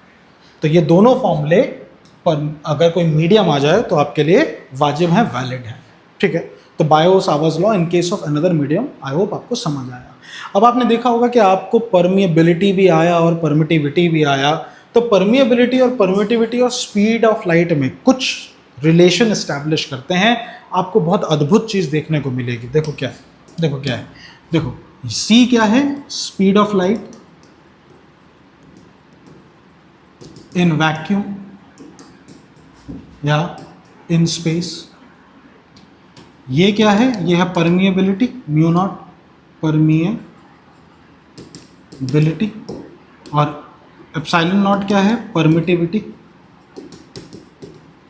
तो ये आपको पता होना चाहिए बेटा, c बराबर होता है 1 by mu naught times epsilon not. यहाँ से अगर आप देखो तो आप इसको लिख सकते हो c square by mu naught times epsilon not. यहाँ से अगर आप चाहो तो फर्दर म्यू नॉट को लिख सकते हो 1 by c square epsilon naught. अब जो हमारे पास dB का फॉर्मूला है mu not by 4 pi I D L sine theta by are square, तो यहाँ मैं dB को लिख सकता हूँ म्यू नॉट की जगह 1 by 4 pi C square epsilon not, तो C square epsilon not I D L sine theta by are square. यानी मैग्नेटिक फील्ड के लिए ये फॉर्मूला भी मेरे लिए बढ़िया से बन गया। बेटा 1/4 पाई एप्सिलॉन नॉट क्या होता है? के होता है, याद है? या के की वैल्यू क्या होती है? 9 × 10⁹ याद है? के की वैल्यू क्या? 9 × 10⁹9। ठीक है, कितनी? न्यूटन, कितना? एफ के Q1 Q2 bye are square ना, तो newton metre square by coulomb square. K की ये वैल्यू होती है newton metre square by coulomb square. तो dB की जगह मैं सिंपल लिख सकता हूँ k बटे C square I D L sine theta by are square. Sir क्या आप फार्मूला खेल रहे हो क्या? इतने फार्मूला दे रहे हो? तो ये भी एक फार्मूला है, बढ़िया है। जेईई में ऐसे क्वेश्चंस आपको मिल सकते हैं, तो इसके लिए आपको तैयार रहना चाहिए। ठीक है, चलिए टेक द स्क्रीनशॉट, आगे बढ़ते हैं, नेक्स्ट देखते हैं। अब special cases in bio-Savart's law, अब इसका भी समझो, इसमें भी कुछ नहीं, बड़ा आसान है, ध्यान से देखो फॉर्मूला है dB is mu not by 4 pi I D L sine theta by are square. अब आप ध्यान से समझो, मान लो ये तार है, इसमें करंट जा रहा है I, यहाँ पे पॉइंट P है, आपने यहाँ DL काटा, और ये आपने आर यहाँ निकाला and this is the angle. अब ध्यान से देखो, जैसे जैसे इसको सामने ये पी पॉइंट को शिफ्ट करते जाओगे और सामने ले आओगे, वैसे वैसे एंगल घटेगा घटेगा। मतलब जैसे जैसे एंगल 0 हो जाएगा, जैसे ही आपका theta is equals to 0 degree हो जाएगा, इसका मतलब जैसे ही थीटा इक्वल्स टू 0 डिग्री होगा, यानी आपका ये जो पी पॉइंट है बेटा, ये यहाँ से हट के पी पॉइंट जो है वो सीधा यहाँ आ जाएगा। अभी पी पॉइंट यहाँ है, लेकिन ये यहाँ आ जाएगा। और आपको पता है कि अब अगर आप मैग्नेटिक फील्ड निकालो तो d B equals to mu naught 4 pi I D L sine 0 degree by are square, यानी डी बी विल बी 0। हाँ सर, इसका मतलब एक्चुअल पॉइंट पे यहाँ और यहाँ भी मैग्नेटिक फील्ड 0 और यहाँ भी मैग्नेटिक फील्ड 0। ये पता होना चाहिए, पहला केस बन गया। क्या बात समझे? मतलब किसी तार के सामने मैग्नेटिक फील्ड आपको नहीं मिलती। मतलब आगे जाके आप क्वेश्चंस देखोगे कि अगर मान लो मैंने एक तार बनाई और करंट बनाया और मैंने पूछा यहाँ कितनी मैग्नेटिक फील्ड है, तो आप बोलो 0 है सर। यहाँ पीछे कितनी मैग्नेटिक फील्ड है, आप बोलो 0 है सर। बगल में मिलेगी, आमने सामने नहीं मिलेगी, 0 मिलेगी। ठीक है, कॉम्प्लेक्स डायग्राम आते हैं, देखो ऐसा भी डायग्राम आएगा, टंग टंग टंग, करंट ऐसे गया। तो बेटा अगर मैं तुमसे पूछूं कि बीच में बताओ, इस पॉइंट पे बताओ कितनी है, तो तुम बोलोगे कि सर ये पॉइंट इस तार के सामने और इस तार के भी बिल्कुल नीचे है, तो इन दोनों की वजह से कोई मैग्नेटिक फील्ड नहीं मिलेगी, सिर्फ इसकी वजह से मुझे यहाँ डी बी मिलेगा। कर्व्ड के लिए क्या फॉर्मूला बताऊंगा अभी, लेकिन ये चीज़ इसलिए बताया। क्या ये बात समझ आया? ग्रेट। तो जब थीटा इक्वल्स टू 0 है तो ये केस तो आपको समझ आ गया। ऐसे ही theta when theta is 90 degree, ये दोनों ही केसेस के लिए है, थीटा इज 0 और ये दोनों ही केसेस है, जब थीटा 0 हो और 180 डिग्रीज हो, दोनों के लिए मैंने करके दिखाया। वैसे अगर थीटा 90 डिग्री है तो 90 डिग्री का मतलब ये जो पूरा का पूरा पॉइंट P है, इसको हम खींच के कहाँ ले आए, इसको हम खींच के यहाँ ले आए, यहाँ ले आए, ये है पॉइंट P, तभी तो ये 90 डिग्री होगा, 90 डिग्री होगा।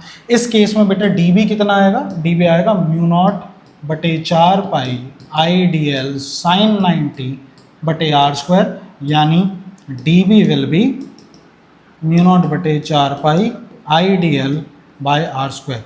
यहाँ पर मैक्सिमम होगा, dB इज मैक्सिमम। समझ गए, कोई दिक्कत? तो ये हमारे पास दो केस हैं, ये है सेकंड केस, ये है फर्स्ट केस। तो यहाँ पर बायो-सावर्ट्स लॉ के हमने दो केस भी देखे। आई होप आपको ये दोनों केस बेटा समझ आए होंगे। ठीक है, आइए आगे बढ़ते हैं, नेक्स्ट देखते हैं। नेक्स्ट हमारे पास क्या है, आइए प्रैक्टिस क्वेश्चन आ गया। क्या कह रहा है ये क्वेश्चन ये कह रहा है कि a wire is place along the north south direction. North south में एक तार को रखा हुआ है, ठीक है, नॉर्थ साउथ डायरेक्शन। कह रहा है direction carries a current 8 ampere from south to north, मतलब इस पर करंट जा रहा है ऐसा 8 एम्पियर का। ठीक है, find the magnetic field due to 1 centimetre piece. देखो क्या क्या गिवन लिखो, आई कितना है 8 एम्पियर, 8 एम्पियर, और डीएल लेंथ कितनी है, पीस ऑफ 1 सेंटीमीटर मतलब 0.01 metre, at a point 200 centimetre north east. North south east यहाँ है, वेस्ट यहाँ है, तो नॉर्थ ईस्ट मतलब इस पॉइंट पे पूछ रहा, मतलब यहाँ से आप जो दूरी काटोगे डीएल की, मैं यहीं डीएल बनाने वाला हूँ अभी। मान लो ये जो डीएल है, ये जो डीएल काटा है ये है 0.01 मीटर का, ठीक है, तो ये एंगल 45 डिग्री होगा। देखो पूरा 90 तो ये 45, इसका मतलब डीएल 45, थीटा कितना है 45 डिग्री। तो आपसे क्या पूछ रहा है, एट अ पॉइंट 200 सेंटीमीटर, मतलब आर कितना है 200 सेंटीमीटर, यानी आर कितना है 200 सेंटीमीटर, यानी 200 इंटू 10⁻⁴ 200 सेंटीमीटर मतलब -2 यानी 2 मीटर। 2 मीटर दूरी पे पूछ रहा है फ्रॉम द पीस। आइए फॉर्मूला लगाइए, डीबी कितना हो जाएगा, DB will be mu not बटे 4 pi I D L sine theta by are square. तो डीबी हो जाएगा 10 की पावर -7 8, डीएल कितना है, डीएल इज 0.01, साइन 45 इज 1/√2 बटे का आर स्क्वायर कितना है 2 का स्क्वायर 2 दूनी 4 हो जाएगा। आइए जो कट रहा है उसको काटिए, 4 दूनी 8 और √2 से 2 जाएगा तो dB will B √2 times into 10 की पावर 7 और 2 9 10 की पावर -2 यानी dB विल बी 1.41 इंटू 10 की power -0 Tesla. This is your final answer. ठीक है, so that is how you do it. बहुत बेसिक सा क्वेश्चन है। आइए आगे बढ़ते हैं, आगे देखते हैं अब हमारे पास क्या है। एप्लीकेशन ऑफ बायो-सावर्ट्स लॉ आ गई, वो तो बहुत बेसिक क्वेश्चन था। आइए सीधा एप्लीकेशन की तरफ आते हैं, देखते हैं एप्लीकेशन ऑफ बायो-सावर्ट्स लॉ क्या है। अब हमारे पास क्या कह रहे हैं, देखिए हम मैग्नेटिक फील्ड निकालना चाह रहे हैं surrounding a thin straight current carrying conductor. अब इसको समझो ध्यान से, ये मत ध्यान दो कि हमें रटना पड़ेगा, कॉन्सेप्ट को समझो, कॉन्सेप्ट को पकड़ो, ध्यान से समझो। मान लो हमारे पास एक तार है, ठीक है, इसमें कुछ करंट जा रहा है आई। मेरे से पूछा गया कि इस तार से कोई एक पॉइंट दे रखा है, लेट्स से एक पॉइंट दे दिया, ये पी पॉइंट। यहाँ मेरे को पूछा मैग्नेटिक फील्ड निकालो। ठीक, मैंने क्या करा, मैंने सबसे पहले कंस्ट्रक्शन करके एक परपेंडिकुलर ड्रॉ करा, परपेंडिकुलर, ठीक है, ये परपेंडिकुलर ड्रॉ करा। इस दूरी को बेटा मैंने नाम दिया ए। ठीक, उसके बाद मैंने यहाँ पर कुछ L डिस्टेंस पे कुछ डिस्टेंस लिया। ये डिस्टेंस कितना था, L डिस्टेंस था। इस L डिस्टेंस पे मैंने एक छोटा DL लेंथ काटा। ये कितना है, ये DL, ठीक है, DL लेंथ काटा, L डिस्टेंस पे DL लेंथ काटा और मैंने बेटा यहाँ से DL से इसको जोड़ दिया, इसको मैंने जोड़ दिया। ठीक है, मैंने ये माना कि यहाँ पे जो एंगल बन रहा है वो थीटा बन रहा है। मान लिया मैंने कि ये थीटा है, तो अगर ये थीटा तो बेटा ये 90, तो ये बन जाएगा 90 माइनस थीटा। क्या आपको ये बात समझ आई? ठीक, आइए यहाँ पर बायो-सावर्ट्स लॉ लगाते हैं। तो मैं अगर यहाँ पर बायो-सावर्ट्स लॉ लगाऊंगा तो dB will be μ0/4 pi IDL sine theta by r square. This is our Biot Savart's law. ठीक है, इसका मतलब अगर मैं ये सारी चीज़ें यहाँ रखूँ तो dB will be μ0/4 pi IDL sine, ये एंगल लेते हैं बेटा, ये कितना है 90 minus theta, sine 90 minus theta by r square, ये आ जाएगा मेरे पास। ठीक है ना, मेरे पास ये आ जाएगा। ठीक, अब समझो, इसको सॉल्व करते हैं, फिजिक्स खत्म, मैथ स्टार्ट्स। तो ये क्या हो जाएगा, dB equals to μ0/4 pi IDL cos theta by r square. ठीक, अब मेरे को क्या चाहिए, मुझे तो टोटल चाहिए मैग्नेटिक फील्ड। तो मैं क्या करूँगा, आप बोलोगे सर dB को इंटीग्रेट कर दो तो टोटल भी आ जाएगा। अब टोटल इसको निकालने के लिए इंटीग्रेट करते हैं। अब इंटीग्रेट करने के लिए हमने क्या जुगाड़ करा, देखो क्या जुगाड़ करा। मेरे पास जो लेंथ थी ना तार की, वो मान लो यहाँ से यहाँ तक थी। तो मैंने क्या करा, मैंने इस पॉइंट से इसके सबसे टॉप पॉइंट तक एक लाइन खींची। ठीक है, एक लाइन खींची और ऐसे ही एक लाइन मैंने यहाँ से नीचे तक की खींची। ठीक है, ध्यान से देखो, मैं ये बोल सकता हूँ कि मेरे को अगर इस टॉप पॉइंट तक जाना है तो मैं यहाँ से कुछ थीटा एंगल ऊपर चला जाऊँगा। ठीक है, φ1 एंगल मान लो, तो मैं यहाँ से कुछ φ1 एंगल ऊपर, और यहाँ से अगर नीचे इस यहाँ तक जाऊँगा तो φ2 एंगल। तो इसका मतलब ये है कि मैं अगर यहाँ से φ1 ऊपर चला गया तो मैं टॉप मोस्ट पॉइंट तक पहुँच गया, और मैं φ2 नीचे चला गया तो मैं बिल्कुल लोअर पॉइंट तक चला गया। हाँ, चला गया। मतलब अगर मेरे को एंगल को कॉस थीटा को मतलब इंटीग्रेट करना है, लिमिट लगानी है, तो मैं φ2 से φ1 की लिमिट लगा सकता हूँ। बिल्कुल सर लगा सकते हैं। याद रखो दोनों एंगल अपोजिट डायरेक्शन में। यस, तो हम यहाँ इंटीग्रेट कर सकते हैं। लेकिन दिक्कत क्या आ रही है, इंटीग्रेट करने के लिए मुझे कॉस थीटा का डी थीटा कॉम्पोनेंट ज़रूरी है, वो मेरे पास यहाँ है नहीं। तो उसके लिए हम लोग क्या करेंगे, देखो उसके लिए हम क्या करते हैं, उसके लिए आप ट्राइंगल देखो। मान लो मेरे पास ट्राइंगल है, ट्राइंगल APB। तो मैं चाह रहा हूँ आप देखो, इन ट्राइंगल APB, देखो APB, इस ट्राइंगल में अगर मैं आपसे पूछूं कि व्हाट इज कॉस थीटा, यहाँ कॉस थीटा कितना है, देखो ये थीटा है कॉस थीटा। समझो, ये ट्राइंगल कुछ ऐसा है, ये ट्राइंगल कुछ ऐसा है। देखो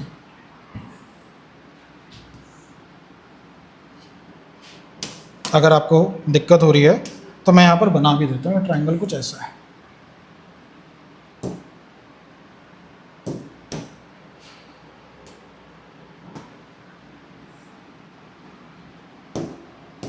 ये ऐसा है, ठीक है ना, ये है ट्राइंगल ए पी बी, ये है बेटा ए, ये है आर, और ये है एल लेंथ, और यहाँ छोटा सा डी एल अपन ने काटा है, और ये थीटा है, ठीक है।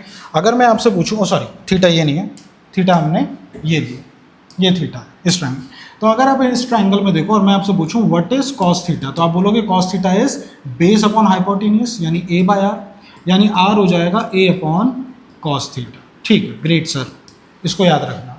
अब इसी ट्राइंगल में अगर मैं आपसे पूछूं व्हाट इज टैन थीटा, तो टैन थीटा है परपेंडिकुलर अपॉन बेस यानी एल बाई ए, यानी ए आ जाएगा एल बटा टैन थीटा, देखो ठीक है ना, tan theta is perpendicular by base L बटे का ए, ठीक है।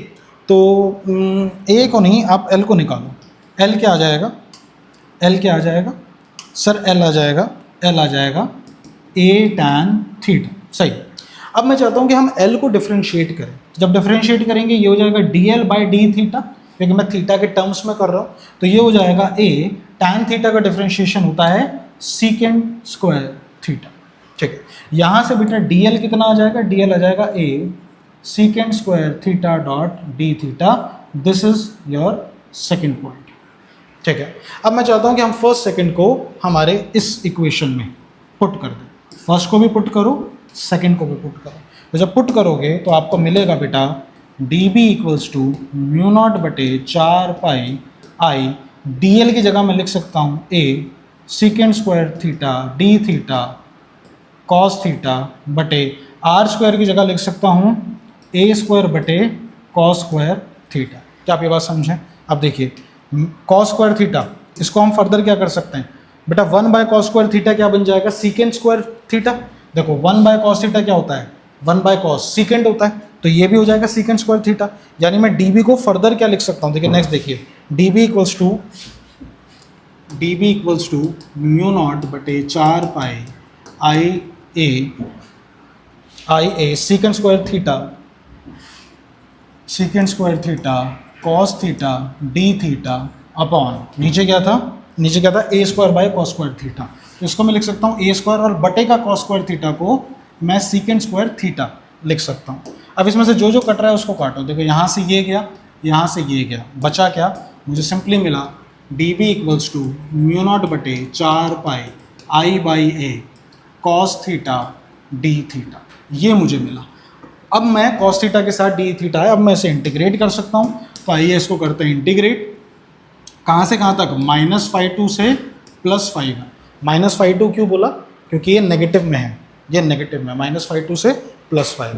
तो अगर ऐसा रहेगा तो ये क्या बन जाएगा, ये क्या बन जाएगा, ये बन जाएगा, ये तो पूरा b हो जाएगा, b equals to mu not बटे 4 pi I by A cos theta का को इंटीग्रेट करो, क्या बन जाएगा, कॉस थीटा को इंटीग्रेट करेंगे तो ये बन जाएगा साइन थीटा, और लिमिट -5 से +5, तो b will be mu not बटे 4 pi I A sine 5 minus sign -5, ठीक है, माइनस बाहर आ जाएगा तो आपको b मिला म्यू नॉट बटे 4 pi I by A sine 5 plus sine 5 and this is the formula for magnetic field due to straight wire.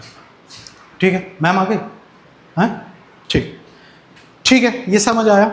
तो चलिए इसी के साथ हम इस वीडियो को यहाँ पर कंटिन्यू करेंगे थोड़ी देर में। अभी के लिए मैं इसको यहाँ रोकता हूँ और इसको आगे कंटिन्यू करेंगे नेक्स्ट पार्ट में।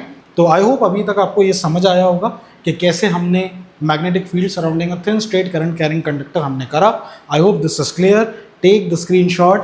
और तुम्हारे लिए बोनस बताऊं, ये मैंने तुम्हें समझाने के लिए करा, हमारे पास सिलेबस में ये नहीं है, सो टेंशन मत लो, ठीक है। चलिए आई होप आपको ये समझ आई होगी। और इसी के साथ चलिए बेटा अब आगे देखते हैं और देखते हैं कि अगर हमारे पास फाइनाइट वायर की जगह एक इनफाइनाइट करंट कैरिंग कंडक्टर आ जाए तो हम इस फॉर्मूले को कैसे मोल्ड कर सकते हैं। And this is in the syllabus, ये आपके सिलेबस में है। तो देखिए हमारे पास क्या है, फर्स्ट करिए मेरे पास अब एक लॉन्ग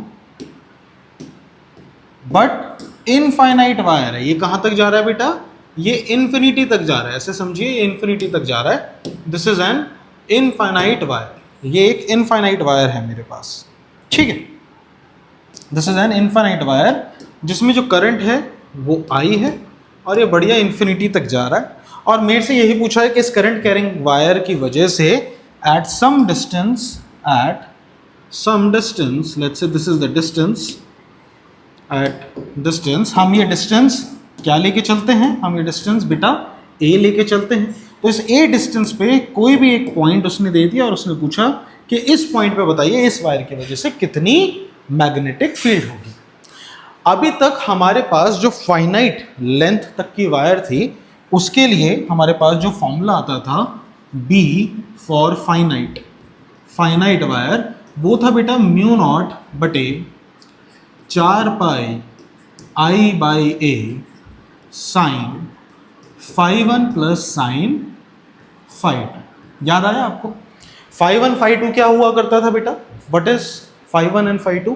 φ1 φ2 हुआ करता था यहाँ से हम जो एंगल बनाते थे, जो टच करते थे। अब इस पूरी डेरिवेशन को कॉन्सेप्ट से समझो। मेरे को वही φ1 φ2 बनाना है।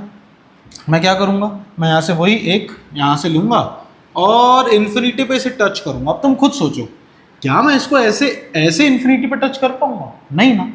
क्या मैं इसको ऐसे कर पाऊंगा? ये तो बड़ा मुश्किल है टच करना। क्यों? मैं करता जाऊंगा, इन्फिनिटी तो ऊपर है ऊपर है ऊपर है ऊपर है। मैं तो, आप समझ रहे हो कैसे मेरा हाथ ऊपर जाता जाएगा? मेरे को लगा यहाँ नहीं, ऊपर ऊपर ऊपर ऊपर ऊपर।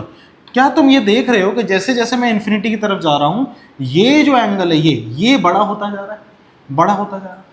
और जब दो वायर अगर इन्फिनिटी पे मिल रही हैं, इसका मतलब वो नहीं मिल रही, इसका मतलब वो पैरेलल है। मतलब ये वायर इन्फिनिटी पे कहीं यहां आके मिलेंगी। बताओ कितना सुंदर कॉन्सेप्ट है। क्या ये बात समझ आई कि ये वायर कहाँ जा रही है? ये जा रही है इन्फिनिटी पे, और ये कहाँ जा रही है? ये भी इन्फिनिटी पे। तो ये दोनों कहाँ मिल रही होंगी? इन्फिनिटी पे। और वही एंगल तो हमें बनाना होता है। तो जी हाँ, हमारे पास यहाँ पे जो φ1 आ रहा है बेटा, जो यहाँ पर φ1 आ रहा है वो हमारे पास 90 डिग्री आ रहा है बेटा। This is 90 degree. और यही सेम केस हमारे पास नीचे भी होगा, नीचे भी। ये जब इस पे मिलेगी तो ये भी मिलेगी किस पे बेटा? At 90 degree. तो अब मैं इस फॉर्मूले में क्या चेंज करूँ? मैं इस फॉर्मूले में बस ये चेंज करता हूँ कि मैं φ1 φ2 की वैल्यू 90 रख देता हूँ। तो ये हो जाएगा sin 90। What is sin 90? sin 90 is 1। तो b due to infinite wire will be mu not बटे 4 pi I by A sin 90 plus sin 90 is 1। तो यानी 1 प्लस 1, यानी आपका आंसर आएगा म्यू नॉट बटे 4 pi 2i by a. This is magnetic field due to infinite wire, अब ये तुम्हारे लिए एक मेन फॉर्मूला बन गया। ये है आपके लिए एक मेन फॉर्मूला। और अब जैसे जैसे मेरे पास तार के केसेस आएंगे वैसे वैसे मैं फॉर्मूले को मोल्ड करता जाऊंगा। अगर आप ये याद कर लें आपके लिए बहुत बढ़िया है, लेकिन मैं फिर कह रहा हूं समझ के करो। अगर तुम्हें ये नहीं भी याद हो रहा तो इसको याद रखो और एंगल को बदल के तुम फॉर्मूला खुद बना सकते हो। जी हाँ, जैसे ये तो किसके लिए हो गया? बी फॉर इनफाइनाइट वायर, ठीक है। अब ऐसे ही मान लो तुम्हारे पास सेमी इनफाइनाइट वायर दे दी। जैसे मान लो तुम्हें दे दिया एक करंट कैरिंग सेमी इनफाइनाइट क्या होता है भाई? सेमी इनफाइनाइट क्या होता है कि एक तार, जैसे ये तार है, ये सेमी इनफाइनाइट है, मतलब इसका एक छोर तो फाइनाइट लेंथ का है, लेकिन जो दूसरा छोर है वो इन्फिनिटी पे जा रहा है, ये इन्फिनिटी पे जा रहा है। सो this is your semi infinite wire, current I है, ठीक है। और हमने इससे, मान लीजिए हमने इससे यहाँ से कुछ ए डिस्टेंस पे हमने पूछा है, ये ए डिस्टेंस पे एक पॉइंट लिया है, पॉइंट पी। हमने पूछा इसके लिए बता दो कि इस वायर की वजह से कितनी होगी मैग्नेटिक फील्ड। अच्छा एक बात और, पिछले क्वेश्चन में ही मैं आपको ये चीज़ बताना भूल गया कि हम जब भी मैग्नेटिक फील्ड बनाते हैं तो हमें डायरेक्शन भी बनानी है। इसमें हमने डायरेक्शन भी बनानी है, और डायरेक्शन के लिए हमारे पास राइट हैंड है, देखो अंदर की तरफ तो क्रॉस आना, ठीक है ना। डायरेक्शन बनाना मत भूलना, ठीक है। Coming back to our topic, तो यहाँ पर करंट ऊपर तो उंगलियां अंदर, यानी यहाँ मैग्नेटिक फील्ड जो होगी वो होगी तो अंदर की तरफ क्रॉस मिलेगा। लेकिन कितनी होगी? अब कितनी होगी इसके लिए क्या करें सर, वही काम करो। अगर मैं यहाँ पर मेरे से कोई पूछ ले तो मैं क्या करूँगा भैया, एक लाइन तो इस पे यही मिल रही है, देखो दोनों छोरों पे लगानी है ना, इसका एक छोर एक एंड तो ये रहा, तो एक लाइन तो इस पे यहाँ मिल रही है, ठीक है सर, ये तो 0 डिग्री का एंगल बन गया। और दूसरी कहाँ मिलेगी, सर दूसरी तो इन्फिनिटी पे मिलेगी, ठीक है। तो एक एंगल 0 और एक 90। अब अगर आपको ये समझ आ गया तो आप जनरल फॉर्मूला उठाओ, मैग्नेटिक फील्ड ड्यू टू कौन सी वायर, फाइनाइट वायर का। ये मेन फॉर्मूला था हमारे पास, ये कितना था, μ0/4 पाई I/a इंटू में साइन φ1 प्लस साइन φ2। अब φ1 φ2 की वैल्यू देखो, यहाँ पर φ1 कितना है, φ1 इज 90 डिग्री और φ2 कितना है, दैट इज 0 डिग्री। तो B due to semi finite wire, ये हो जाएगा μ0/4 pi I/a sine 90 plus sine 0 degree. Sir sine 0 is 0, sine 90 is 1, तो 1 प्लस 0 इज 1 को मल्टीप्लाई करोगे तो यही रहेगा। तो final formula for B semi finite wire is μ0/4 pi I/a। This is the final form, समझे। तो आपके पास ऐसे केसेस बन सकते हैं। Take the screenshot. डायरेक्शन में बता चुका हूं, direction will be cross into the plane. तो ये इतना बेसिक है। आई होप आपको ये चीज़ समझ आई होगी। अब आपको मेन फॉर्मूला समझ आ गया। अगर आपको ये समझ आया तो आइए आगे बढ़ते हैं और हम एक बार इसको केसेस देखने से पहले एक बार शॉर्टकट देख लेते हैं कि हमने क्या देखा। इनफाइनाइट वायर है तो सिंपल साइन, इनफाइनाइट वायर है तो 90 डिग्री एंगल लगाओ, μ0/4 I/a। यहाँ d लिखा है, d भैया नाम है, मैं a ले रहा हूँ, ये d ले रहा है, एक ही फर्क पड़ता है, कोई कुछ खास नहीं है। और ये 2 हो जाएगा। अब कुछ बच्चे 2 से 4 को निपटा देते हैं, तो आप निपटा दोगे तो ये फॉर्मूला आ जाएगा। यही अगर सेमी फाइनाइट है तो हमारा सेम फॉर्मूला रहेगा। एक्सियल पोजीशन मतलब तार की ये पोजीशन, तार की ये point, this is the axial point. बेटा यहाँ पर देखो, अगर वो यहाँ पर पूछ ले तो ये तो हमने बायो-सावर्ट्स लॉ में ही पढ़ा था, यहाँ तो मैग्नेटिक फील्ड होगी ही नहीं, यहाँ कोई मैग्नेटिक फील्ड नहीं होती। तो जब यहाँ मैग्नेटिक फील्ड ही नहीं होती तो इसका आंसर जो बी नेट है वो बेसिक 0 निकल के आता है। एंड सिमिलरली अगर इसका तुम ग्राफ बनाओगे तो बी डिस्टेंस से कैसे डिपेंड करता है, देखो बी कैसे डिपेंड कर रहा है, b equals to μ0/4 pi I/a। I/a क्या है, a वो डिस्टेंस है, तो b is inversely proportional to a। तो इसका मतलब इसका ग्राफ बढ़िया से ये बन जाएगा। ठीक है, तो ये तीनों चीज़ें तो मैं बता चुका हूँ। ये एक ग्राफ है, इसका स्क्रीनशॉट ले लो, आपके लिए इंपॉर्टेंट है। आइए आगे बढ़ते हैं, फटाफट क्वेश्चन देखना स्टार्ट करते हैं। और इस बार मैंने क्वेश्चंस के लिए एक बहुत बढ़िया चीज़ लेके आया हूँ। मैंने आपको सारे केसेस बना दिए आपके लिए, देखें, जी हाँ, मैंने आपके लिए सारे केसेस बना दिए। एक पेज पे तुम्हारे कितने 3, 2, 5, 6, 7 क्वेश्चन खत्म।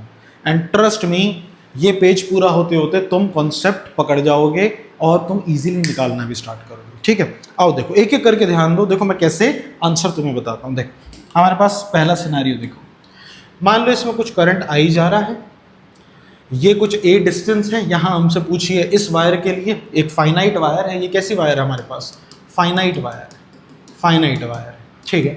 और हमारे पास कुछ एंगल दे रखा है, एंगल पता नहीं, हमने इस एंगल को सिंपली अल्फा एंगल मान लिया। ठीक, हमसे पूछा यहाँ मैग्नेटिक फील्ड बताओ, तो मैं सिंपल अपना मेन फॉर्मूला अपने दिमाग में रखूंगा। क्या मेन फॉर्मूला क्या है, b equals to μ0/4 pi I/a sine φ1 plus sine φ2। मैं ये दिमाग में रखूंगा, आप इस फॉर्मूले को दिमाग में रखो। अगर आपको बाकी फॉर्मूले याद है तो बढ़िया है, और अगर याद नहीं है तो इसको दिमाग में रखो। देखो कैसे, सर साइन φ1 तो अल्फा और साइन φ2 ये तो यहाँ 0 डिग्री, मतलब फाइनल आंसर क्या आएगा, देखो फाइनल आंसर b कितना आएगा, देखो μ0/4 पाई I/a साइन φ1 की जगह साइन अल्फा, खत्म। साइन φ2 तो 0 है, φ2 तो 0, तो लिखने की जरूरत नहीं, खत्म। This is the answer. Direction of magnetic field is, direction कैसी होगी, b इज क्रॉस, मतलब अंदर की तरफ क्रॉस, खत्म, पूरा केस खत्म। यहाँ देखो, मान लो तुम्हें ऐसे एक और क्वेश्चन दे दिया, इसमें भी आपको ये कह रहा है कि कुछ करंट आई जा रहा है ऊपर और आपको 2 एंगल दे दिए हैं। लेट्स से मान लीजिए this is angle alpha and this is angle beta, ठीक है ना, दिस इज एंगल बीटा। अब आपसे पूछा है कि भैया बताओ, अब इसके लिए बताओ, तो देखो अल्फा और बीटा आपको गिवन है, दोनों एंगल गिवन है, तो बस इक्वेशन बना डालो, b equals to mu not बटे 4 pi I by A sine alpha minus sine beta. Sir why minus, दोनों एंगल अपोजिट डायरेक्शन में है, इसका बढ़िया सा कॉन्सेप्ट भी मैं आपको आगे जब हम थोड़ा एंगुलर या क्लोज्ड लूप वाली वायर देखेंगे जिसमें सर्कल होगा या सेमी सर्कल होगा, जब हम उसको समझ लेंगे तो मैं आपको इसका पूरा का पूरा केस पूरा खोल के दिखाऊंगा कि क्यों यहाँ माइनस आया है, ठीक है ना। हम एंगल लेते हैं बिल्कुल रिवर्स डायरेक्शन में, और जब वो एंगल लेते हैं तो 360 डिग्री माइनस दिस करा जाता है बेटा, ठीक है। तो आप उसको सॉल्व करोगे तो ये वाला एंगल जो आएगा ये माइनस का आ जाएगा, ठीक है ना। अब ये कैसे आएगा ये मैं आपको केस खोल के दिखाऊंगा। अभी तो शॉर्टकट में हम सबको समझ रहे हैं, मैं आपको बता रहा हूँ फॉर्मूला कैसे लगा रहे हैं, so this will be your answer. अब ये देखो सर, ये तो इन्फानाइट वाला केस है, इन्फानाइट वाले में क्या होता है, इन्फानाइट वाले में तो ट्वाइस में आंसर आ जाता है, इसमें तो कोई ध्यान ही नहीं देना। बी कितना आ जाएगा सर, बी आ जाएगा म्यू नॉट बटे 4 pi 2i by A, 90 plus 90 is 2, तो आ जाएगा 2i बाई ए, तो कोई दिक्कत। अब यहाँ देख, ये इन्फिनिटी वाला केस है, इसमें करंट कितना जा रहा है, इसमें करंट आई जा रहा है, और ये इन्फिनिटी वाला केस है तो ये एंगल कितना बन जाएगा, ये एंगल बन जाएगा 90 डिग्री। तो इसमें फाइनल फॉर्मूला क्या आएगा, देखिए आंसर क्या आएगा, आंसर आएगा b equals to mu not बटे 4 पाई आई बाई ए। अब ये एक इन्फिनिटी है और एक 0 डिग्री है, इन्फिनिटी मतलब एक 90 और एक 0, साइन 90 इज 1, साइन 90 इज 1 और साइन 0 इज 0, यानी final answer will be simply this, simply this. और डायरेक्शन कैसी होगी, इनवर्ड्स, अंदर की तरफ, यहाँ पे डायरेक्शन अंदर, ठीक है। तो ये स्ट्रेट वायर के वाले सारे केसेस हो गए, इजी। अब देखो नेक्स्ट देखो, क्लोज लूप आ गया, आपको क्लोज फिगर दे दी, यहाँ कह रहा है कि इसके लिए बताओ। अब देखो इसके लिए क्या करेंगे सर, इसके मान लीजिए वो कह रहा है कि इसमें कुछ करंट आई ऐसे चल रहा है, ठीक है ना, ठीक है ऐसे चल रहा है, और ये जो आपको एक लूप दे रखा है, स्क्वायर लूप दे रखा है, इसमें जो एक साइड है वो ए है, ठीक।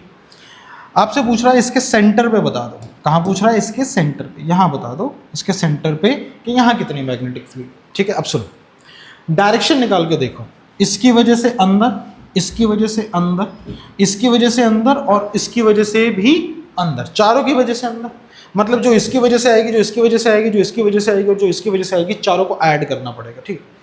और चारों का मैग्नीट्यूड बराबर होगा, इसलिए मैं काम करता हूँ, एक तार का निकाल लेता हूँ और उसको मल्टीप्लाई बाय 4 कर दूंगा, आंसर आ जाएगा ना।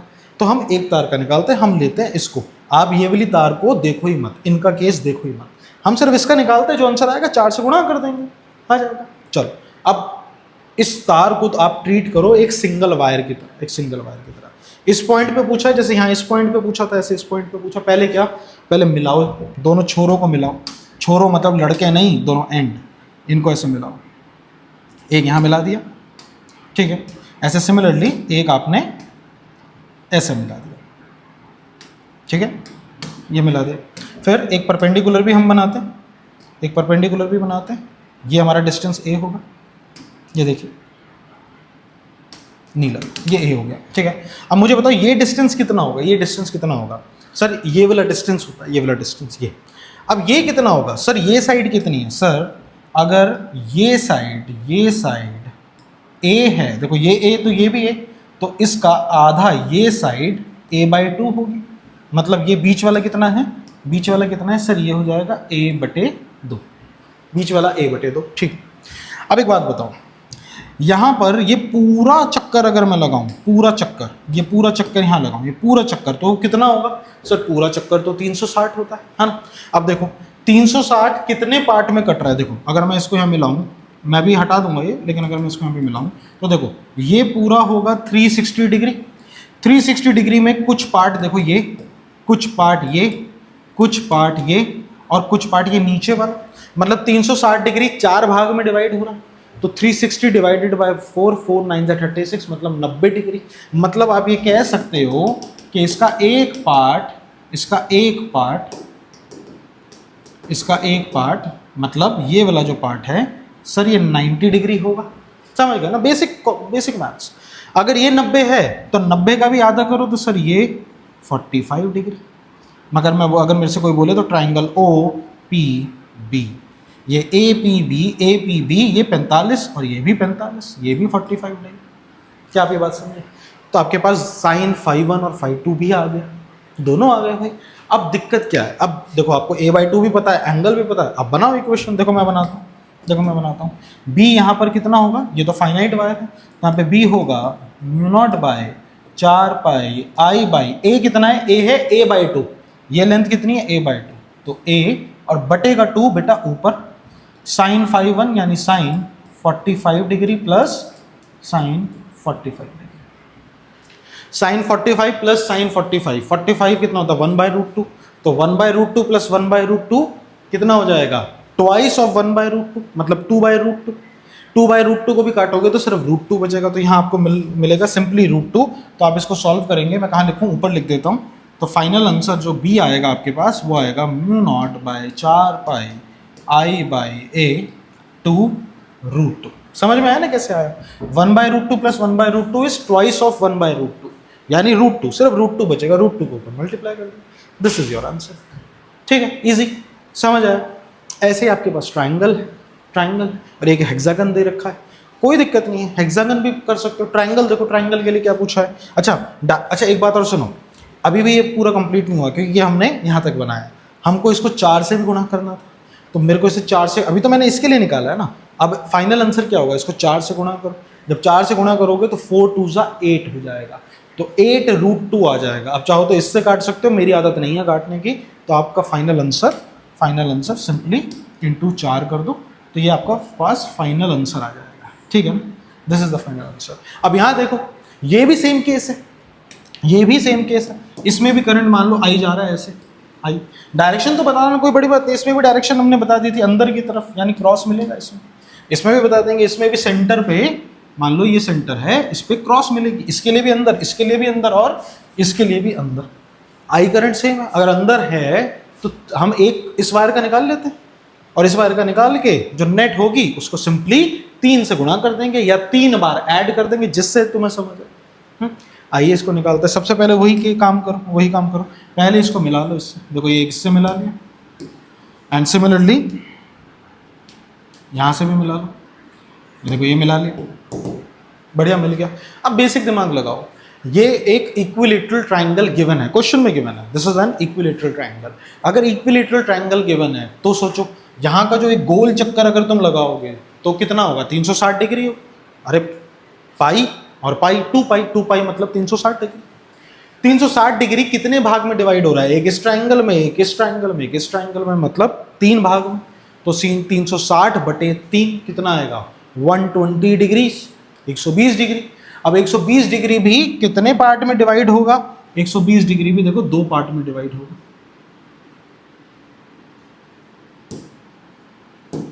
2 पार्ट में। तो 120 का 2 पार्ट करो तो 60 आ जाएगा, मतलब ये एंगल 60 और ये एंगल भी 60। ठीक है, तो फाई 1 और फाई 2 का जुगाड़ तो हो गया। आई भी हमको पता है, ए का हमें आइडिया नहीं कि ए कितना है, तो ये लेंथ हमें नहीं पता कि दूरी कितनी है, तो इसको निकाल लेंगे, इस दूरी को हम निकाल लेंगे। देखो ये पूरा एल, ये पूरा एल, तो सर यहाँ से लेके यहाँ तक ये हो जाएगा सर L/2, ये भी कितना हो जाएगा L/2, तो ये हो गया L/2। अब आगे सुनो, ये L/2, ये 60, ये 90 प्लस 60 कितना हो जाएगा 150, मतलब इस ट्राइंगल में से 180 में से 150 गया तो बचा 30, मतलब ये साइड आई 30 डिग्री। क्या आपको ये बात समझ आई? ये एंगल कितना है 30 डिग्री। अब बताओ इस ट्राइंगल में निकालो tan 30 degree, tan 30 is perpendicular upon base, मतलब परपेंडिकुलर इज, नाम दे दो ABC, तो tan 30 degree is BC by AC। tan 30 कितना होता है 1/√2 और √3/2, तो ये हो गया 1/√3, तो 1/√3 इक्वल्स टू BC कितना हो जाएगा, BC तो हमें चाहिए, BC तो चाहिए ये A, और AC कितना है, AC L/2 है, तो L/2 ऊपर, तो बेटा A कितना आ जाएगा, A आ जाएगा L/2√3, A कितना आ जाएगा, ये ऊपर गया L/ और नीचे 2√3, दिस इज A। अब हम फाइनल फॉर्मूले में रखते हैं, तो B will be mu not by 4 pi I by A कितना है L/L और बटे का 2√3 ऊपर साइन 60 प्लस साइन 60, इसको ऐड करना है। साइन 60 कितना होता है, √3/2, ये भी √3/2, तो ट्वाइस ऑफ √3/2, तो 2 से 2 गया, बचेगा कितना, सिर्फ √3, समझे ना, √3/2 और √3/2 लिख देता हूँ मैं, बच्चों को शायद समझना है, √3/2 √3/2, इसको ऐड करूँ तो ये किसके बराबर आ जाएगा, ट्वाइस ऑफ √3/2, यहाँ से आ गया, बचेगा सिर्फ √3। अब ये √3 इससे गुणा हो जाएगा तो ये 3 बन जाएगा, 3 दूनी 6, यानी इसका आंसर आएगा μ0/4πi/L6। देखो √3 इससे गुणा होके 3, तो 3 दूनी 6, ये आ जाएगा, ये आ जाएगा इसकी वजह से। तो 3 की वजह से कितना आएगा, इसको 3 से गुणा करो, इसको 3 से फाइनली गुणा करो, 3 से फाइनली गुणा करो, final answer μ0/4π18i/L। This is your final answer. देखिए ठीक है, समझ आया, समझ आया। चलिए, अगर आया तो ये आपके लिए होमवर्क है, सेम तरीके से करो और कमेंट सेक्शन में आंसर बताओ कि आपका इस फिगर का कितना, 3 2 5 और 1 6, सेवेंथ फिगर का आंसर क्या है। लेट्स सी कितने बच्चे सही करते हैं। ठीक है, चलिए आगे बढ़ते हैं बेटा, नेक्स्ट देखते हैं हमारे पास नेक्स्ट क्या है। सो नेक्स्ट हमारे पास आइए, अब क्वेश्चन स्टार्ट हो गए हैं और क्वेश्चन देखते हैं। तो वो सारे केसेस थे, आई होप आपको वो केसेस समझ आए हों। अब हम आगे बढ़ रहे हैं और आगे बढ़ के दूसरे क्वेश्चंस लगा रहे हैं कि और क्या है। देखिए आपको क्या कह रहा है, आपको कह रहा है a pair of stationary infinite long bent wire. आपको ना वायर दे रखी है, देखिए कैसे, यहाँ पे क्वेश्चन देखिए, आपको एक वायर इन्फिनिटी से आ रही है और ये ऐसे आके ऐसे जा रही है और इन्फिनिटी पे जा रही है। सेम आपके पास एक और वायर दे रखी है जो इन्फिनिटी से ऐसे आ रही है और यहाँ से बेंट होके और ऐसे जा रही है, ऐसे जा रही है। ठीक है, यहाँ पे करंट बेटा ऐसे आई आ रहा है और यहाँ पे ऐसे जा रहा है, यहाँ पे करंट बेटा आई ऐसे आ रहा है और ऐसे जा रहा है। ठीक है, ऐसे जा रहा है, सेंटर में इनके एक पॉइंट है। ठीक है, और आपको वो कह रहा है कि जो ये दूरी है ये 0.2 है, ये 0.02 मीटर है और यहाँ की दूरी भी आपको 0.02 मीटर दी हुई है बेटा। This is given to you and this is your O point, जहाँ ये सेंटर में पूछ रहा है। तो अगर आप इस फिगर को ज़रा बढ़िया से देखें, ओके ये तो उसमें दिखेगी नहीं, एक मिनट,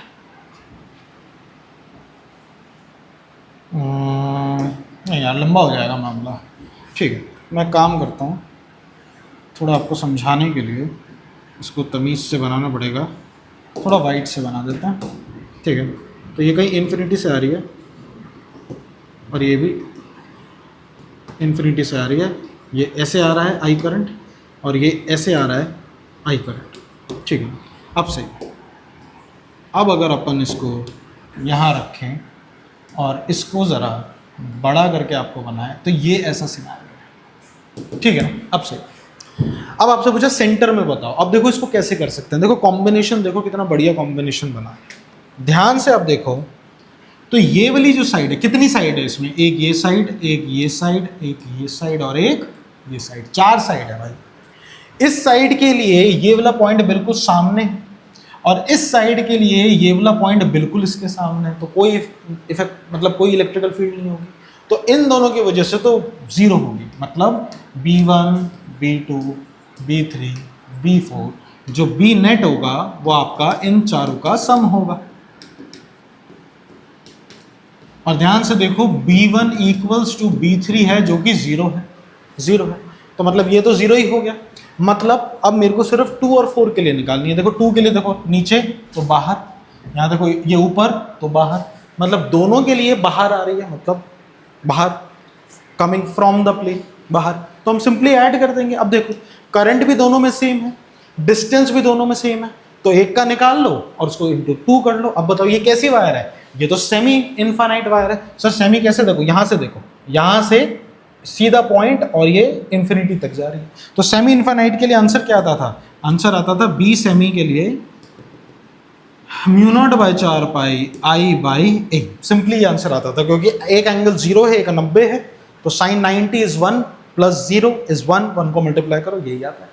तो ये आंसर है। अब ऐसे हमारे पास कितनी वायर है, 2 वायर है, तो फाइनल आंसर कितना आ जाएगा, फाइनल आंसर ये आएगा, b इक्वल्स टू μ0/4πi/a × 2। अच्छा डिस्टेंस कितना है, डिस्टेंस 0.02 है, तो डिस्टेंस 0.02 आया। अब 0.02 की जो दूरी है उसको आप ए की जगह रख सकते हैं, आइए रख देते हैं। तो final answer will be mu not by 4 pi I by, अच्छा करंट भी दे रखा है ना हमें, 10 एम्पियर का करंट है, आई कितना है 10 एम्पियर, 10 एम्प का करंट है, तो आई की जगह आइए वैल्यू रखते हैं। तो 10 बाय ए कितना है 0.02 मीटर, यस 0.02, तो 0.02 मीटर इंटू में 2। बेटा जो कट रहा है उसको काट दो, देखो क्या कट रहा है, देखो 2 से ये कटा 0.01 आया, इसको भी यहाँ से काटो तो इंटू 100 आ जाएगा। म्यू नॉट बाई 4 पाई कितना होता है 10 की पावर -7, तो आंसर इज 10 की पावर -7 इंटू 10 की पावर 3, 1 2 3 कितना हो जाएगा 10 की पावर 4, 5 6 7, 10 की पावर -4 टेस्ला। और डायरेक्शन कैसी है dot, this is your B net dot, this is your answer. क्या ये क्वेश्चन समझ आया आपको? इजी क्वेश्चन था, ठीक है, देखने में लगता है कि बहुत बड़ा क्वेश्चन है, अजीब सा क्वेश्चन है, लेकिन वैसे ये आसान क्वेश्चन, ठीक है। आइए नेक्स्ट क्वेश्चन पे आते हैं बेटा, नेक्स्ट क्वेश्चन पे आते हैं। उम्मीद करता हूँ आपको ये समझ आया होगा, बढ़िया से नेक्स्ट क्वेश्चन पे आते हैं। नेक्स्ट क्वेश्चन हमें क्या दे रखा है, इसको ऊपर रख देते हैं, ठीक है। नेक्स्ट क्वेश्चन, अब देखो नेक्स्ट क्वेश्चन क्या कह रहा है, यहाँ देखो आपको 3 वायर दे रखी है, आपको 3 वायर दे रखी है, एक वायर ये जिसमें करंट ऊपर जा रहा है, एक ये इसमें भी करंट ऊपर, एक ये इसमें भी करंट ऊपर। दूरी आपको दे रखी है, एक दूरी ये दे रखी है जो 2D डिस्टेंस है, और ये दूरी दे रखी है 2D डिस्टेंस है। बेटा ये डिस्टेंस D है जहाँ पर आपको पॉइंट Q है, और ये डिस्टेंस P है, ठीक है। ये भी कितना है, ये भी D है, ये भी D है। अब आपको ये करंट दोनों में दे रखा 20 एम्पियर, 10 एम्पियर और यहाँ 30 एम्पियर, ये पूरा का पूरा आपको सिनेरियो यहाँ पर गिवन है। आइए इसको बाहर देखते हैं, बाहर देखते हैं, ये सिनेरियो आपको दे रखा बढ़िया सा, ठीक है ना। आपको ये सिनेरियो दे रखा, करंट तीनों में सेम जा रहा है, करंट अब मुझे इसकी ज़रूरत नहीं, करंट तीनों में सेम जा रहा है, तीनों में ऊपर जा रहा है, ठीक है ना। आपसे क्या पूछा है, आपसे पूछा है कि मैग्नेटिक फील्ड का रेशो बता दो P और Q का, P और Q का। तो P ये रहा point, P is here and Q is here, इनका मैग्नेटिक फील्ड का रेशो बता दो। आओ एक एक करके निकालते हैं। Magnetic field P by Q, तो मैग्नेटिक फील्ड P पे निकालते हैं। अब P पे जो मैग्नेटिक फील्ड होगी, ये कैसी वायर है, ये ना इनफाइनाइट वायर है, ये इनफाइनाइट वायर है। कैसी वायर है, infinite wire, infinite wire. Infinite wire के लिए क्या हो जाता है, sin 90 + sin 90 इज 2 हो जाता है। यानी फाइनल आंसर मुझे पता है B फॉर इनफाइनाइट आंसर आता है mu naught by 4 pi 2I by, ये आंसर आता है, ठीक है। अब मुझे करना क्या, मेरे को इन तीनों वायर के लिए P पे मैग्नेटिक फील्ड देखनी है, ठीक है। पहले इस वायर के लिए देखिए, बताओ इस वायर से ये P पॉइंट कितना दूरी है सर, इस वायर से ये P पॉइंट D और ये भी D, यानी 3D डिस्टेंस पे, ठीक। तो ये वायर हमारी 1 है, ये 2 है, ये 3 है। तो मैग्नेटिक फील्ड इसके लिए, इस वायर के लिए P पे अंदर आएगी और 3D डिस्टेंस पे है। तो B एट P ये कितना होगा, ये होगा due to B1 + B2 + B3, इन तीनों का वेक्टर सम, अब यहाँ देखो ये अंदर की तरफ, लेट से अंदर मेरा पॉजिटिव है, मैंने अंदर को पॉजिटिव माना है, तो B अंदर कितना आएगा सर, B अंदर आएगा, B1 कितना आएगा, B1 आएगा mu naught by 4 pi 2, I कितना है 30, I कितना है 30, तो इनटू में 30 बाई A। सर डिस्टेंस कितना है, डिस्टेंस है 3D, तो डिस्टेंस आएगा 3D, मतलब mu naught by 4 pi 60 by 3D, ये आएगा B1। और डायरेक्शन कैसी है, डायरेक्शन कैसी है अंदर, यानी क्रॉस। ऐसे ही B2 के लिए निकालते हैं, आइए B2 के लिए निकालते हैं, यहाँ B2 सर ये सेकंड वायर है, सेकंड के लिए भी अंदर, तो इसका आंसर क्या आएगा, mu naught by 4 pi 2I यानी 20, कितना म्यू नॉट बटे 4 पाई 2, करंट कितना है 20, तो 20 इंटू 2 इज 40, मैं डायरेक्ट लिख देता हूँ 20 इंटू 2 इज 40, तो 40 बाय, सर इससे कितनी दूरी पे है, सिर्फ D दूरी पे है, 40 बाय A यानी D। डायरेक्शन कैसी है इसके लिए भी अंदर, यानी क्रॉस। अब B3 इसके लिए आते हैं, बेटा B3 कितना होगा, B3 के लिए कितना होगा, देखो B3 के लिए sir mu naught by 4 pi I कितना है सर 10 इंटू में 2I है ना, तो 10 इंटू में 2 इज 20, तो यानी 20 बटे का, और ये दूरी कितनी है सर, ये D है, D। लेकिन इसकी डायरेक्शन P पे कैसी है, बाहर, यानी कि डॉट, मतलब इन दोनों का सम और उसमें से इसको माइनस कर दे, यानी बीपी कितना आया बेटा, बीपी कितना आया, बीपी आया म्यू नॉट, अब देखो इन तीनों का सम b1 प्लस b2 माइनस, मतलब बी नेट कितना आएगा मेरे पास, एक सेकेंड, बी नेट आएगा b1 plus b2 minus b3, मतलब इन तीनों को अगर मैं देखूं तो मेरा जो फाइनल आंसर यहाँ आना है वो आना है म्यू नॉट बटे 4 पाई, मैं बाहर कॉमन ले सकता हूँ, और इसके अलावा मैं d भी कॉमन ले सकता हूँ, 1/d भी कॉमन ले लिया, तो अंदर कितना बचा, अंदर बचा, यहाँ बचा 60/3 यानी कि 20, प्लस यहाँ कितना बचा 40/d मतलब 40, और यहाँ कितना बचा माइनस का mu naught by 4 pi D, तो ये बचा -20, देखिए ये बचा 20, ठीक है ना। अब ध्यान से देखिए 20 में से ये क्या बचा 40, यानी BP equals to mu not by 4 pi 40/d, 40/d, ये आया बीपी। अब जैसे हमारे पास बीपी आया ऐसे ही मेरे को बी क्यू निकालना है, तो आप बी क्यू भी निकालिए। आइए इसको मैं हटा देता हूँ, ये क्वेश्चन की मेरे को ज़रूरत नहीं है, मैंने ये देख लिया मामला, इसको मैं हटा देता हूँ, बी क्यू की मेरे को ज़रूरत नहीं है, इसको ज़रा करते हैं साइड, और ये भी मैंने पूरा का पूरा प्रोसेस आपको दिखाया, आई होप ये भी आपको समझ आया होगा। इसको मैंने कर दिया है ऊपर, इसकी मेरे को अभी फ़िलहाल में कोई ज़रूरत नहीं है, इसको रखो ऊपर, ठीक है। आइए तो ये बी पी मेरे पास हो गया है, अब आइए बी क्यू को देखते हैं, बी क्यू को, तो सर बी क्यू क्या होगा, बी क्यू का भी यही होगा, B due to q at q, ये भी कितना होगा b1 plus b2 plus b3 का बेटा वेक्टर सम, ये भी तीनों का वेक्टर सम होगा।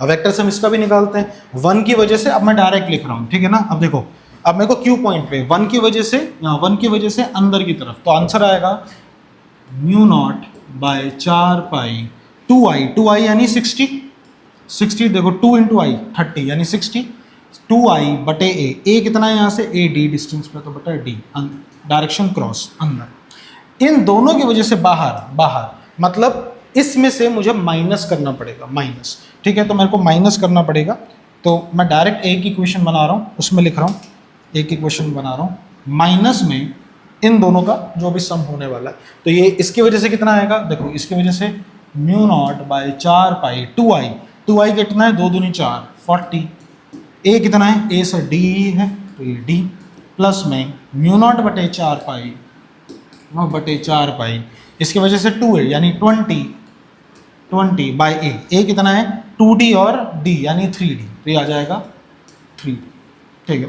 इसको सॉल्व करना है, इसे सॉल्व करने के लिए म्यू नॉट बटे 4 पाई बटे का d आप बाहर ले लीजिए, अंदर बचेगा 60 माइनस 40 माइनस 20, हाँ 0 आ रहा है, 0, कोई गलती हो गई क्या, 0 कैसे आ रहा है, 4 5 6, म्यू नॉट बटे 4 पाई, इसका 2 तिया 6, 60 बटे डी, इसका म्यू नॉट बटे 4 पाई, 2 दूनी 4, 40 बटे डी, सही है 40 बटे डी, और म्यू नॉट बटे 4 पाई, अच्छा नहीं 20 क्या, ये 3d भी तो है, सॉरी डी है, तो यहाँ पर म्यू नॉट बटे 4 पाई, ठीक है डी भी तो है, ये 60/d या 40/d, और ये 20/3, अब सही 20/3, 3 पे ध्यान नहीं गया था, ठीक है ना।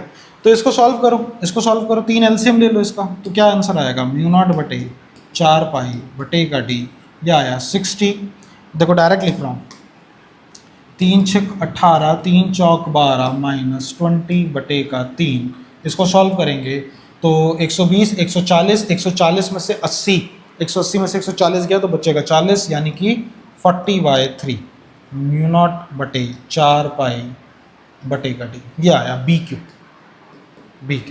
हमसे पूछा है बीपी बाय बी क्यू है, बीपी बाय बी क्यू, तो कितना होगा आइए देखते हैं, तो BP by B q will be, आइए वैल्यूज रखते हैं, तो बीपी कितना आया, बीपी कहाँ गया मेरा बीपी, ये रहा बीपी, तो बीपी आया म्यू नॉट बटे 4 pi 40/d divided by B q कितना आया, म्यू नॉट बटे 4 पाई बटे का d, और ऊपर आया 40 बटे का 3 ये आया। अब आप ध्यान से देखिए, जो कट रहा है उसको काट दें, देखिए पूरा ये इसको खा जाएगा और 3 ऊपर आ जाएगा, तो BP बटे BQ का रेशो आया 3:1 and this is your final answer. I know थोड़ा सा लेंथी है, बड़ा है, बट भाई कॉन्सेप्ट से करो, बढ़िया से होगा, कोई दिक्कत नहीं, CBSE में आता है तो ऐसे ही करना पड़ेगा, ठीक है। तो इसका स्क्रीनशॉट ले लीजिए, आई होप आपको बढ़िया लगा होगा, मज़ा आया होगा। Take the screenshot. सर मज़ा तो कुछ नहीं आया, बहुत कॉम्प्लेक्स है। अरे कुछ कॉम्प्लेक्स नहीं है, ईजी है यार, इतना कोई मुश्किल नहीं है, ठीक है ना। कॉन्सेप्ट को पकड़ लो तो दिक्कत नहीं आएगी, ठीक है ना। चलो आगे देखते हैं हमारे पास नेक्स्ट क्या है। नेक्स्ट देखिए हमारे पास और दूसरे नए नए क्वेश्चन, बढ़िया बढ़िया क्वेश्चन। देखिए क्या कह रहे हैं, देखो एक बार में निपटाओ, कुछ भी नहीं है, बेसिक क्वेश्चन। क्या कह रहा है, कह रहा है इनमें से, इन चारों में से बायो-सावर्ट्स लॉ बता दीजिए। Magnetic field due to a small current carrying element, क्या है, μ0/4 pi IDL sin theta by r², खत्म। दूसरा देखिए, magnetic field at a distance r from infinite long, infinite के लिए कितना आता था, μ0/4 पाई I/a, इनफाइनाइट लॉन्ग है ना, इनफाइनाइट, तो दोनों इनफाइनाइट तो यानी 2 आ जाता था, ये आता था, ये भी आता था। तो कह रहा है इनमें से डिस्टेंस पे कैसे वेरी कर रही है, डिस्टेंस के inversely proportional, B answer is correct. 1/r, root cube square कहीं नहीं आता ए में, है ना। तीसरा देखिए, the strength of magnetic field at a distance r near a long straight carrying conductor is B, ठीक है। एक स्ट्रेट कैरिंग कंडक्टर है, उसकी मैग्नेटिक फील्ड स्ट्रेंथ बी है।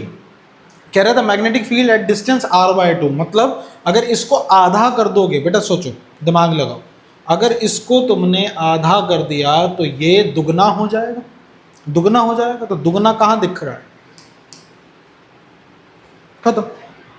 यहाँ देखो, the current is flowing in south direction, diagram बनाओ, current is flowing in south direction, ऐसे वायर है, सॉरी